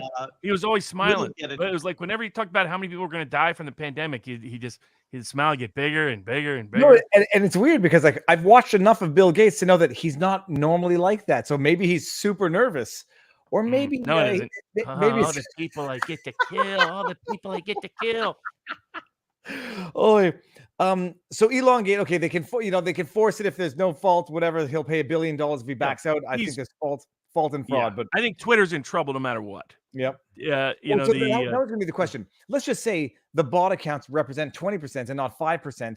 It's not like it means that there's a fourfold overvaluation of the company. The question is going to be evaluate the damages of. Let's just say it was good faith, wrong statements. We thought it was 5, but it's 20. What is the monetary impact that has on the company? Some advertisers might say, I don't care, but I mean, some estimates are that there's no value to these big tech companies if they were honest about their advertising dollars risk. So I mean, that's been the biggest risk for all of them. And it's interesting that Musk has been willing to join the parade. So I mean, the system made a mistake by going after Musk. They would have been better off staying quiet and staying in the background. Just like Gamergate, they don't know which constituencies, communities, and individuals to go after. I mean, the realities of 2020 had been on the up and up. Trump probably would have just said, chill, I'm just going to chill in Florida and have fun for a little while in Mar-a-Lago and play golf. Yep. But because he believes there was some election fornication that took place of an unapproved kind, he will never give it up. And he'll be guaranteed to be politically engaged for the rest of his natural-born days until he gets what he wants. I mean, people should go back and watch that Charlie Rose interview. Trump is very much an East Tennessean when it comes to revenge. I mean, we are the place of the Hatfields and the McCoys. We have plays and theaters dedicated to him, and I think they were in the right. So revenge is good, so saith Donald Trump. Okay. And I think that people are discovering that going after Musk in the way they did was probably a mistake. I'm going to just go through a few super chats. It's proposed amendments to an already existing. We got this one. Hold on. And not to be curd, we already got to it. The WHO new rules allegedly allow the WHO to organize medical supply sanctions against misbehaving signatories. Considering we don't make our own stuff, this is a problem if true. Robert, but only their own. The WHO often has very little actual supplies. Okay. And that's the thing. It's like, well, first of all, it does highlight the underlying issue. We should not be dependent on foreign countries for medicines and essential supplies. Absolutely. My concern is that the CDC will illegally implement the WHO's regulation during the next pandemic the same way they did. Okay. Robert. Yeah, and there's the risk is just the CDC doing its own thing. The risk isn't the WHO's rules. That's just an excuse for the CDC doing something illegal. It's the CDC doing something illegal. Can you discuss the White House comment on the protesters at the courts? Oh my God, Robert. No, we've discussed this. It's overtly illegal. It's like black and white in the law. You're not allowed to do it. It's what they accused Trump of doing on January 6th. They are actually doing. Aiding and abetting a criminal conspiracy to intimidate a branch of government into not performing its constitutional obligation. Barnes, I am an INFJ on the Myers-Briggs test. What does that mean, INFJ? Introverted, intuitive, feeling, judging. It's one of the 16 personality types. So I'm an INTJ, for example. Well, I might have to go do with this now. I don't know what I am. I'm just going to be the OCD. I would guess ENFJ, but it's just a guess. I just had a funny one. I'm the OCDJ, which is the obsessive compulsive disorder Jew. Sorry. I don't often bring it up, people, but I had to. That was just totally perfect there. Would I be valuable in picking a jury? Is there a career for this? There is and there isn't. There should be more. So I do jury consulting, and with some others that help me. At probably cat's out of the bag at this point. Body language panel people are some of the people that help me on whatever cases they're available. They, by the way, have a great July Vegas seminar coming up. So you could come out for July 4th fireworks and then stay or do whatever you want. July 7th to 9th, they're doing this huge seminar of all their best presentation and best evidence. So that's I'll be there for it. And but they do that. So if lawyers were smart and our legal system was better, we would have 5 to 10 times more jury trials than we do. Not enough jury trials happen in America. And secondly, every lawyer would have a jury consultant that could possibly, I mean, even if it's, discounted level, that because picking the jury, and this will be a good bridge, picking the jury determines more about a case than anything else you do in that case. Now, speaking of a case that half of our board was like, we hate this case, but Too bad. the whole country is watching deal with the it. case. And let me just bring up the super chat that I had flagged on that subject. Does Elon have any financial or legal responsibility for the child Amanda Heard allegedly made with their frozen embryos via a surrogate? Shout out to Nate the lawyer. In Quebec, That's it would be interesting. I would think not, but instinctively, but it depends on what he consented to. exactly for the frozen embryos. Was it intended to be? And that's a good quick bridge before we get to the Depp versus Heard. There was a great fun little Texas, well, it depends on your perspective, fun little Texas case. A guy dies in an accident. The two women step forward, both claiming to be his wife. Yeah. Neither one of them had a marriage license with him, but he had no other heirs. So if it was wrongful death, and there was his accident, the accident was not his fault, and he died because of it, they had a legal claim under Texas law. They sued the people they sued. The insurer ended up going bankrupt. Another company went bankrupt, went through all these shenanigans. But ultimately, the question became, who is his wife? Now, in Texas, one of them was not his actual. I thought one was his actual wife. The other one was alleging she was his common law wife. Both were claiming common law wives. He had no marriage license with either one. So in Texas, bigamy is still illegal. Now, there's an argument about whether bigamy is a still constitutional law, given some of the things the Supreme Court has said about this in other contexts, particularly gay marriage. So if that's not rational, is it rational basis review to interfere in this private choice of bigamy? I had a client once that told me, Barnes, it can't be 2. You need 3. See, you get 2, they join up against you. But you need 3, you can always keep them separate. I had a client explain it to me. I was like, I think I'll skip that step. But but the nature of it, so they both sue. They ultimately decide, the question is, do both of them have a claim? They both have evidence that they have common law wife status. But because in Texas, bigamy is illegal, what they had, only one of them could be the actual common law wife. And in Texas, the rule is that if you have a common law marriage, and what does that mean? It means you have an agreement between yourselves to be married, and that you hold yourselves out as married and behave as if you're married. Once that first common law marriage is formed, you have to go through a formal divorce before you can get married again under the bigamy laws. So it looks like this guy basically had 2 different common law wives. The second one was out of luck, according to the courts, because he never divorced the first one.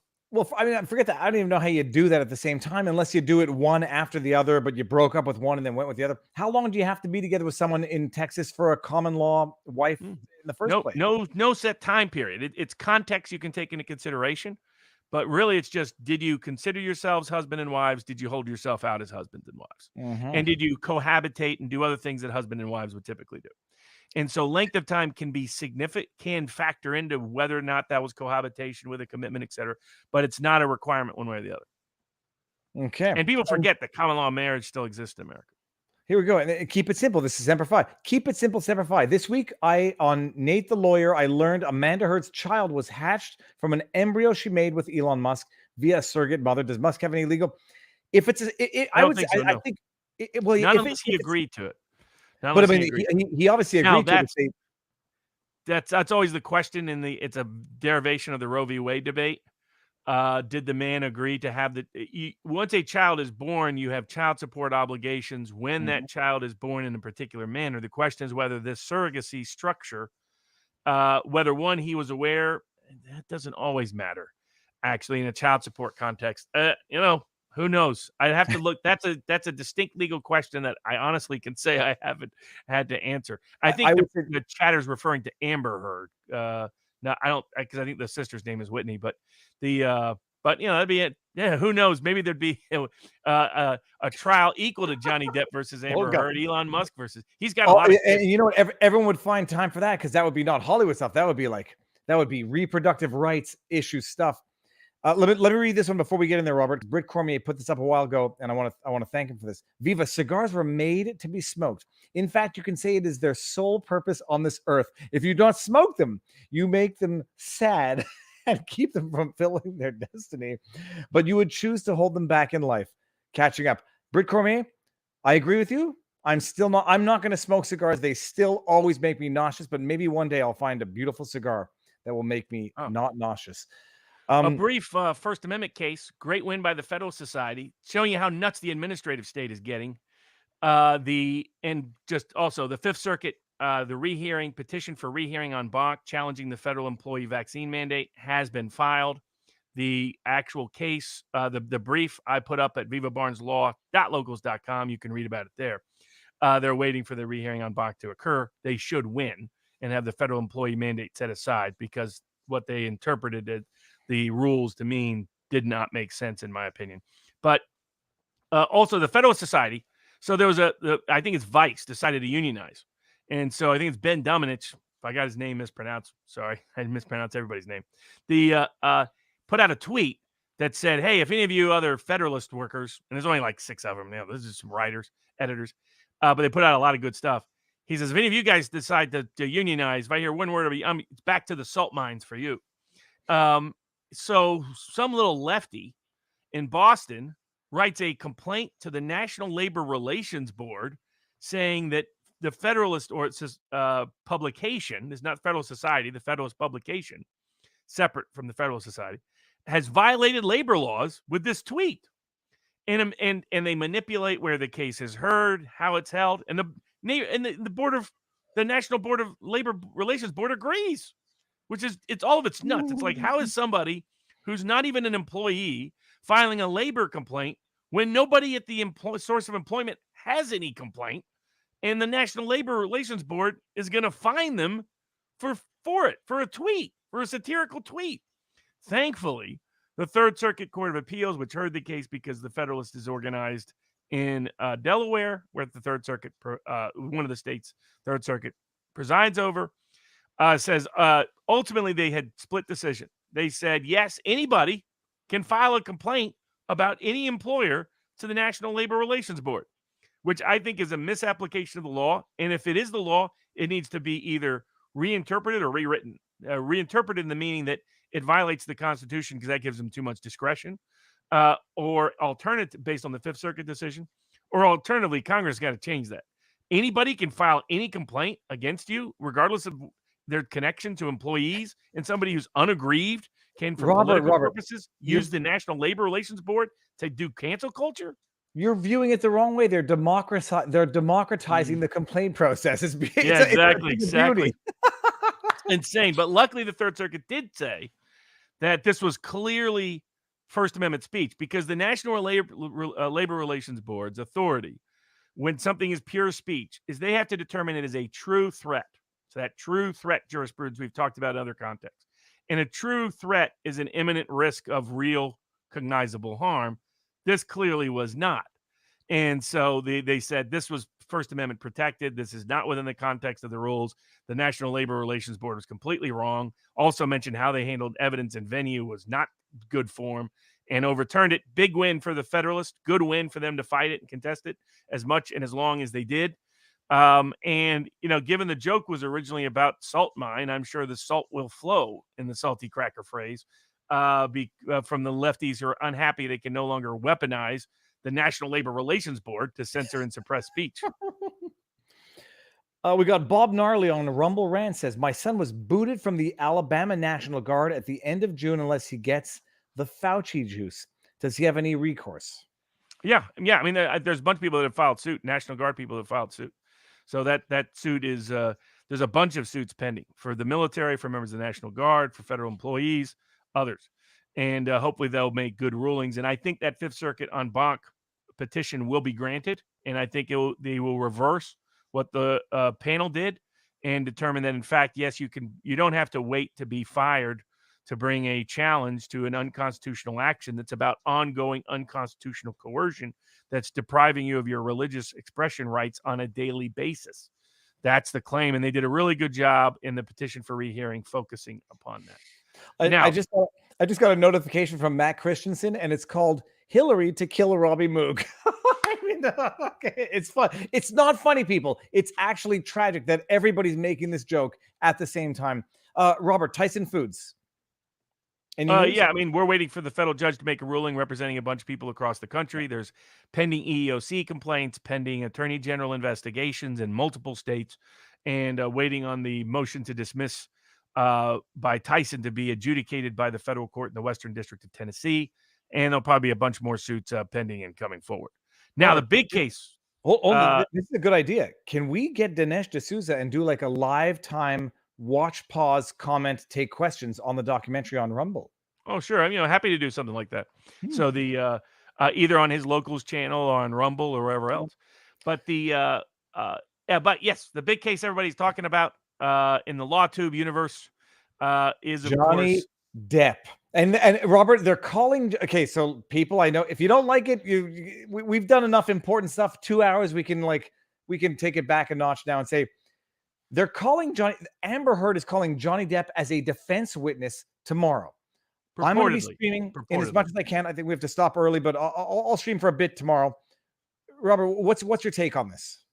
So in previewing closing arguments, this is a case where the legal narrative and the moral narrative are going to show up. And how the jury was picked will tell you what happened. My view is that the moral narrative almost always trumps, and that the legal narrative almost never matters unless you can align it with at least a persuasive moral narrative. And so in this case, the key statement in the article, there's a bunch of statements they're trying to go after, but the headline, number one, she didn't write the headline. Number two, the headline clearly refers to something else because in the first paragraph of the article, she's talking about something that doesn't relate to Johnny Depp. The real statement it comes down to is, and I think Amber Heard may have a legal malpractice claim against the lawyer that said this phraseology was enough to keep her from being sued. Because my understanding is that probably happened. And that is that she said that 2 years ago, and basically in 2016, I came to publicly represent domestic abuse. Now, the question is that statement defamation? Under my understanding of Virginia law, the final jury will be a size of 7, I believe. They have to unanimously agree for the plaintiff, or there's no ruling in favor of the plaintiff. There's a mistrial effectively. And they have to agree on 5 factors: that Amber Heard made a statement, that Amber Heard that statement was about Johnny Depp, that the statement was false, that the statement was defamatory, and that I think it's by clear and convincing evidence. I haven't seen the actual jury instructions they're using, but the traditional ones is that by clear and convincing evidence, she knew the statement was false, or with reckless disregard, which is basically in this context the same as she knew. And if you look at just that statement, 2 years ago, I came to publicly represent domestic abuse. Is that a statement that's clearly false? Is that a statement that she knew was false from just a legal perspective? Mhm. Because that statement doesn't say 2 years ago, Johnny Depp abused me. I became the public figure or whatever because of Johnny Depp. It's 2 years Right, ago I exactly. became it. It might have been It's from her now, child. what her lawyer, whoever advised her, should have had her say was 2 years ago, I became the poster girl for people for what happens when you accuse someone of domestic abuse. That would have been very hard for Johnny Depp to claim was a defamatory statement about Mhm. him. And I think that's what the article is trying to do, because most of the article is about the backlash she got from making an accusation. It's not about the underlying accusation. Now, her lawyers, so that's the legal narrative is tough for Johnny Depp because it's not clear whether that statement is necessarily means he committed abuse, and most importantly, that she thought that statement was accusing him of abuse, because you have to have both and believe she thought it was false. The other aspect of that is the complaint tries to interchange the words domestic abuse with domestic violence. The two are not the same. Domestic abuse by the UN, by other organizations, defines it as any kind of coercive, controlling behavior. That can be emotional abuse, that can be financial abuse, that can be physical abuse, it can be threats of violence, not actual violence, it can be threats of to property damage, it can be threats to reputation, anything meant to control someone with a pattern of conduct. So that's very different. People have focused on whether or not Johnny Depp committed physical violence against her. There, I don't think if that's what they were voting on, she loses and Johnny Depp wins in most juries. But legally, it's not. Now, the moral narrative, I think, is what really matters. The moral narrative is that's what they're going to be asking. Was she the abuser, or was he the abuser, or was neither the abuser? And if he was not an abuser, she lied. I think that's the moral narrative. And the moral narrative, jury's going to definitely find for Johnny Depp. If they're following a strict legal narrative, it's 50-50. Well, and the thing I'd been saying from the beginning, although I still did say Johnny Depp should not have filed this suit because I thought they had more dirt on Johnny than they brought up in 2 freaking weeks of trial. 2 weeks, Robert. The best they had on Johnny Depp was allegedly Ellen Barkin, who's Ellen still Barkin. ticked that he dumped her in such a summary fashion. The way she put it, the way she said, well, don't even call it a romantic relationship. It was sexual. What she meant is she was still ticked. She was ticked. He was like, "You're out the door." When I heard that an ex of Johnny Depp was testifying, I was like, "Oh my goodness! How would an ex-wife, because he's been married a couple times, testify? An ex-girlfriend from 35 years ago, and the worst that she had of their tumultuous, violent relationship is he threw a bottle of wine at some point in a fight, not at anybody, but at a wall, and nobody got hurt. I mean, for goodness sake, well, that's where the better evidence she had was corroborating the controlling stuff. That's where, but I think Heard's people got behind the 8 ball. They should have from the very beginning saying, hey, this essay really has nothing to do with Johnny Depp. It's about the public backlash that Amber Heard received after she made the accusations. It really doesn't concern him. And to the degree it does, it's about any conduct that constitutes abuse. Because in the complaint, they try to, it's just domestic violence, domestic abuse is not necessarily interchangeable. Because they did have some evidence of controlling behavior by Depp. Not a lot. But that was a more credible claim. You could get a jury to at least believe that Amber Heard believed that he had tried to control her. Well, true. You could have done.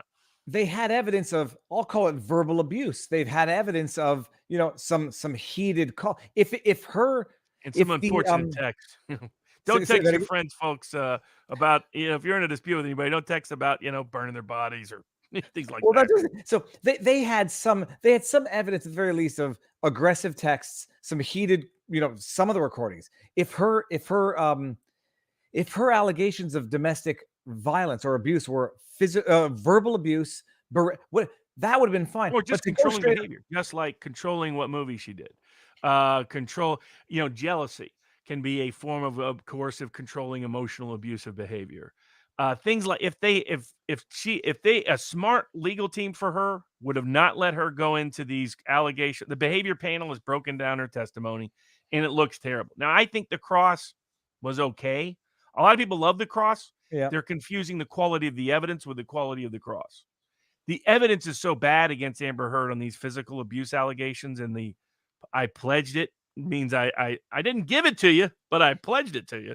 So, that routine, that was very embarrassing. That's because the evidence is bad for her. The cross was solid. It went through those points, but she was too anchored to the pre-written out questions. So to me, the sign of a great cross would have been to get Amber Heard to go nuts in front of the jury. And she actually, if she had done it live, and this is why I encourage lawyers to do it live. And what I mean by doing it live, not Bill O'Reilly, do it live, do it live. No, that's just that. It's that you're not anchored to a pre-written out set of questions. You have just topics listed. And you might have a few specific questions to make sure you phrase certain things correctly, but mostly it's just topical. Because whenever the cross examiner brought up Amber Heard getting advanced in her movie career because of Johnny Depp, she lost it. But she would only lose it briefly, and then there would be no real follow-up to get her to keep going off. It was clear that was her trigger. She even said, like, excuse me? I mean, did that whole routine. It's like you could get her to go full Karen in front of that whole jury. And she blew that opportunity because she was too anchored to it. Now, she had great evidence to play with, and she didn't blow that. So it was, like I said, a solid cross. I would not use it as like a teaching example because it could have been a lot better than it was. It was obvious that she was reading from a list of questions. She spoke an answer, and then she asked the next question. Totally good tone, independent. good tenor, good physical, emotional discipline expression, good point. Making the point of how the evidence rebuts her. I mean, just there's a bunch of evidence that just exposes her. So so you got beat up with his rings. Johnny Depp's always wears rings. Yeah. And so that means she's never known him to not wear rings. Always. I mean, it was good. I need to go watch. Apparently, I need to go watch Gone Girl because of apparently some of her allegations were straight out of verbatim out of The Talented Mr. Ripley, and some of the accusations straight out of Gone Girl. I'm going to go watch that tonight if there's time left. We did part of the cross live, and it was clear that she had done a mixture. She had taken stories that really happened to her, but not by Johnny Depp. She had taken stories other people had told her that never even happened to her, and had taken stories that had been in popular culture. And she did the Anita Hill. This is what Anita Hill did. And she mixed the three into allegations against Depp. Those allegations I found all incredulous. The behavior panel broke it down and said it's one of the worst because she's not like a sociopath. She is histrionic. Histrionic, I think is the word. Histrionic. Because she leaks emotion badly. Now, I think some of her friends and sister testified were good witnesses. I get that the Depp fans don't want to hear anybody's a good witness against Depp, etc. I get that. Now, I think Depp has already achieved what he set out to, which was to use the trial to win over the court of public opinion to establish the legacy that he was right. Amber Heard can't pay a judgment against him that he's seeking. I mean, tiny share of it she could ever pay. So it's not about the judgment. It was about winning in the court of public opinion for his legacy and then potentially maybe getting some movie deals back. That he has won in at an extraordinary level. So, you have Vice and the Daily Beast and some other people that are writing some pieces that even questioning Amber Heard means you're part of a misogynistic, violent, I can't believe what's going on. There was one guy who said, I don't care. I'm just believing Amber Heard. I think this is actually what kind of led to the fight a misunderstanding with Michelle on Twitter yesterday, which we've made up for. Michelle. There's some Twitter. Well, Michelle? It was someone on Twitter, and I said as a joke, I believe the author Raven _something says, I believe Amber Heard. I believe women. And I think, okay, well, great. Then here's all women. She said at the end of her article that the one in the UK. I think UK Vogue UK is one of those UK that said absolutely we have to believe all women. My response was, what about the women Amber Heard beat up? Forget that. Let's say here's the solution. Johnny Depp says he identifies as a woman. Checkmate. Who are you going to believe now? And it wasn't a trans joke. It's a joke of believing an individual based on identity aspects and not evidence. I was like, I believe women. Okay, well, that's great. What about the men who call themselves women? Well, and if you believe that or you don't, the issue is if you believe anything that is above and beyond evidence, well, you're into faith and you're not into you're not into science. Call it legal science. But I can't believe the pieces coming out that basically say, they're going after Rekieta. I can understand Rekieta or the chat because the chat's a mean chat. But the bottom line, you're not a misogynist for saying I don't believe this particular woman because of the quality of the evidence that has not been adduced after 2 solid weeks. And I'm It's not amazing pro about Johnny. the Rekieta chat is they're really obsessed with the Federal Unemployment Tax Act. They're always asking about FUTA. But so we'll see. I mean, it's yeah. I mean, but they're going after all of them. Emily Baker, I think, got over 1 million views for one of her live broadcasts of It's the. magnificent. It's magnificent. Yeah, Emily well, Baker. the gatekeepers are not going to be happy about that. So the gatekeepers are not going to want LawTube to have any influence on how people perceive this.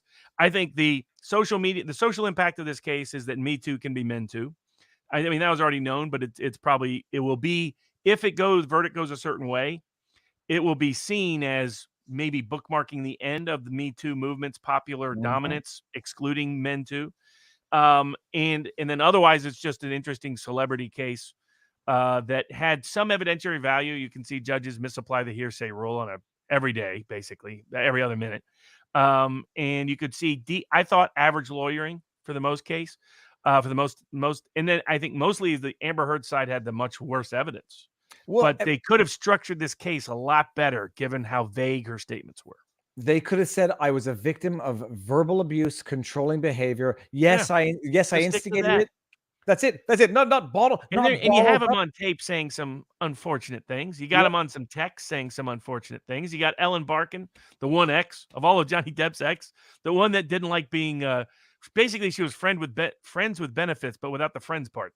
So they have a word for that. Oh, I have no doubt. Both of them were drinking on drugs, and they were both having fun 30 years ago. That's the best evidence they could have. Is that 35 years ago he threw a bottle in an art. Good. I've never done it, When but he I've got drunk known. and got high, he did some dumb stuff. But no, I thought the closest thing she could get to proving was maybe he was controlling in certain ways. I didn't believe it in the end, but like that was she had at least a little bit of evidence for that.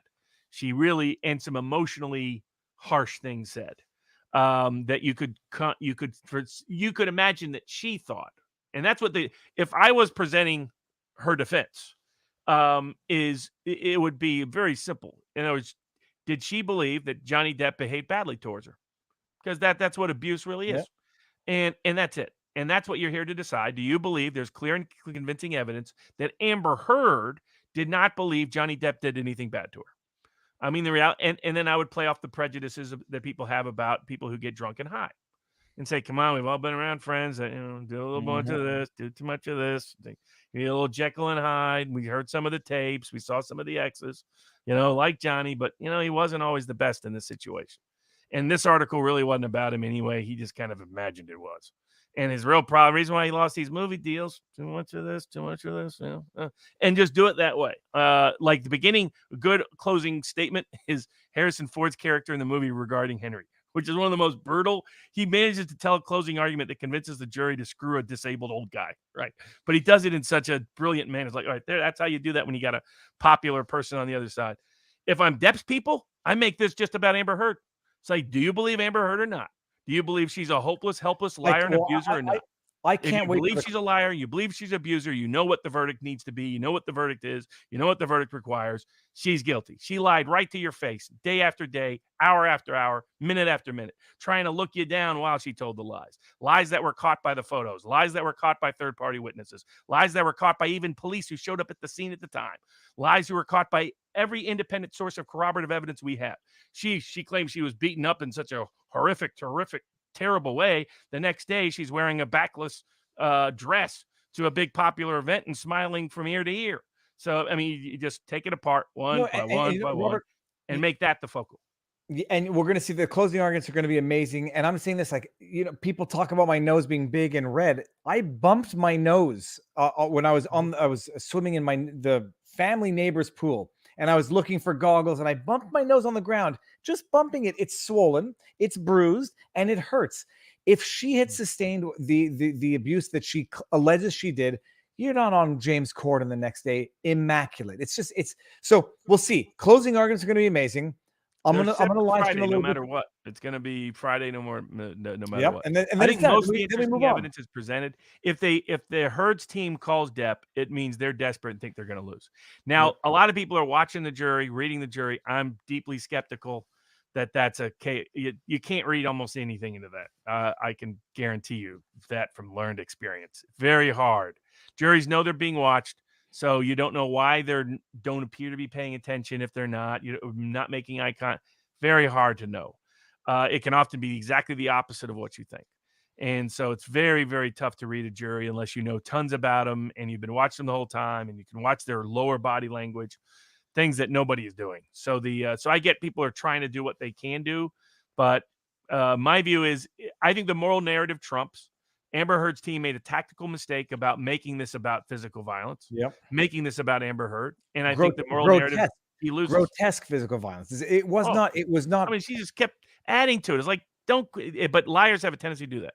They tend to Mhm. exaggerate more and more and more. And it's part of the histrionic personality type. In their drama seeking behavior, they exaggerate and exaggerate and exaggerate. And a disciplined legal team on her behalf, apparently she spent $6-7 million bucks. Well, had multiple years to prepare for this, would have prepared a different defense and would have focused her in a different direction. And if they had, legally, she had some defenses because her Yep. statement is really, really vague. No, and she spent her pledge money, so there's going to be that to deal with later on. I Robert, pledged it. I pledged it. oh yeah, oh no, I donated it. Oh, when I said I That's donated, gonna I meant become a pledge. word now. It's like kafefe. That's gonna enter the entire lexicon of the American. Oh no, yeah. I know I didn't give it to you yet, but I pledged it. Don't worry. Someone pledged me 1 million pesos, which I might take you up on later. I'm going to be live streaming a little bit tomorrow, not all day. Robert, maybe if you can pop in, I'll send you the link and we can see what we can do. Because Johnny Depp is going to be on the stand tomorrow. Hail Mary is one way of describing it. Desperation it's not is clear another. whether that reporting is accurate. Okay, yeah, well, we're going to see. And then one way or the other, we'll do the closing arguments. I think it's on Friday, correct? I won't. Yeah, I'll be in federal court in Texas. Oh, Robert actually has real law to do. I'm gonna do live streaming Johnny Depp closing arguments. So stay tuned for that. Wednesday morning, we're gonna have the Tamara Litch judgment, and I'll be doing a live mouth tweet thingy thing. Who do we have? Do we have a sidebar this week? Tom Woods. Tom Woods, the inimitable Tom Woods, who's done stuff with Michael Malice, has a very popular podcast. Will be live, sidebar, 7:00 Eastern time, Wednesday night. Amazing. And you're on with the Duran, 1:00 Eastern time on Tuesday. So people, we've got a full week. We've got the stuff you like, the stuff you might not like. We've got the serious. We've got the distractions to some. Just got back from the Oregon coast for seafood. Yummy. Sorry, I've missed the first 2 hours. Great work, boys. Scott in Southern Oregon. Scott, thank you very much.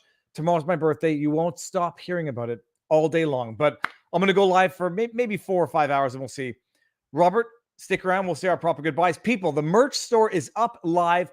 There will be more Barn stuff on it, like by tomorrow or the day after. So stay tuned.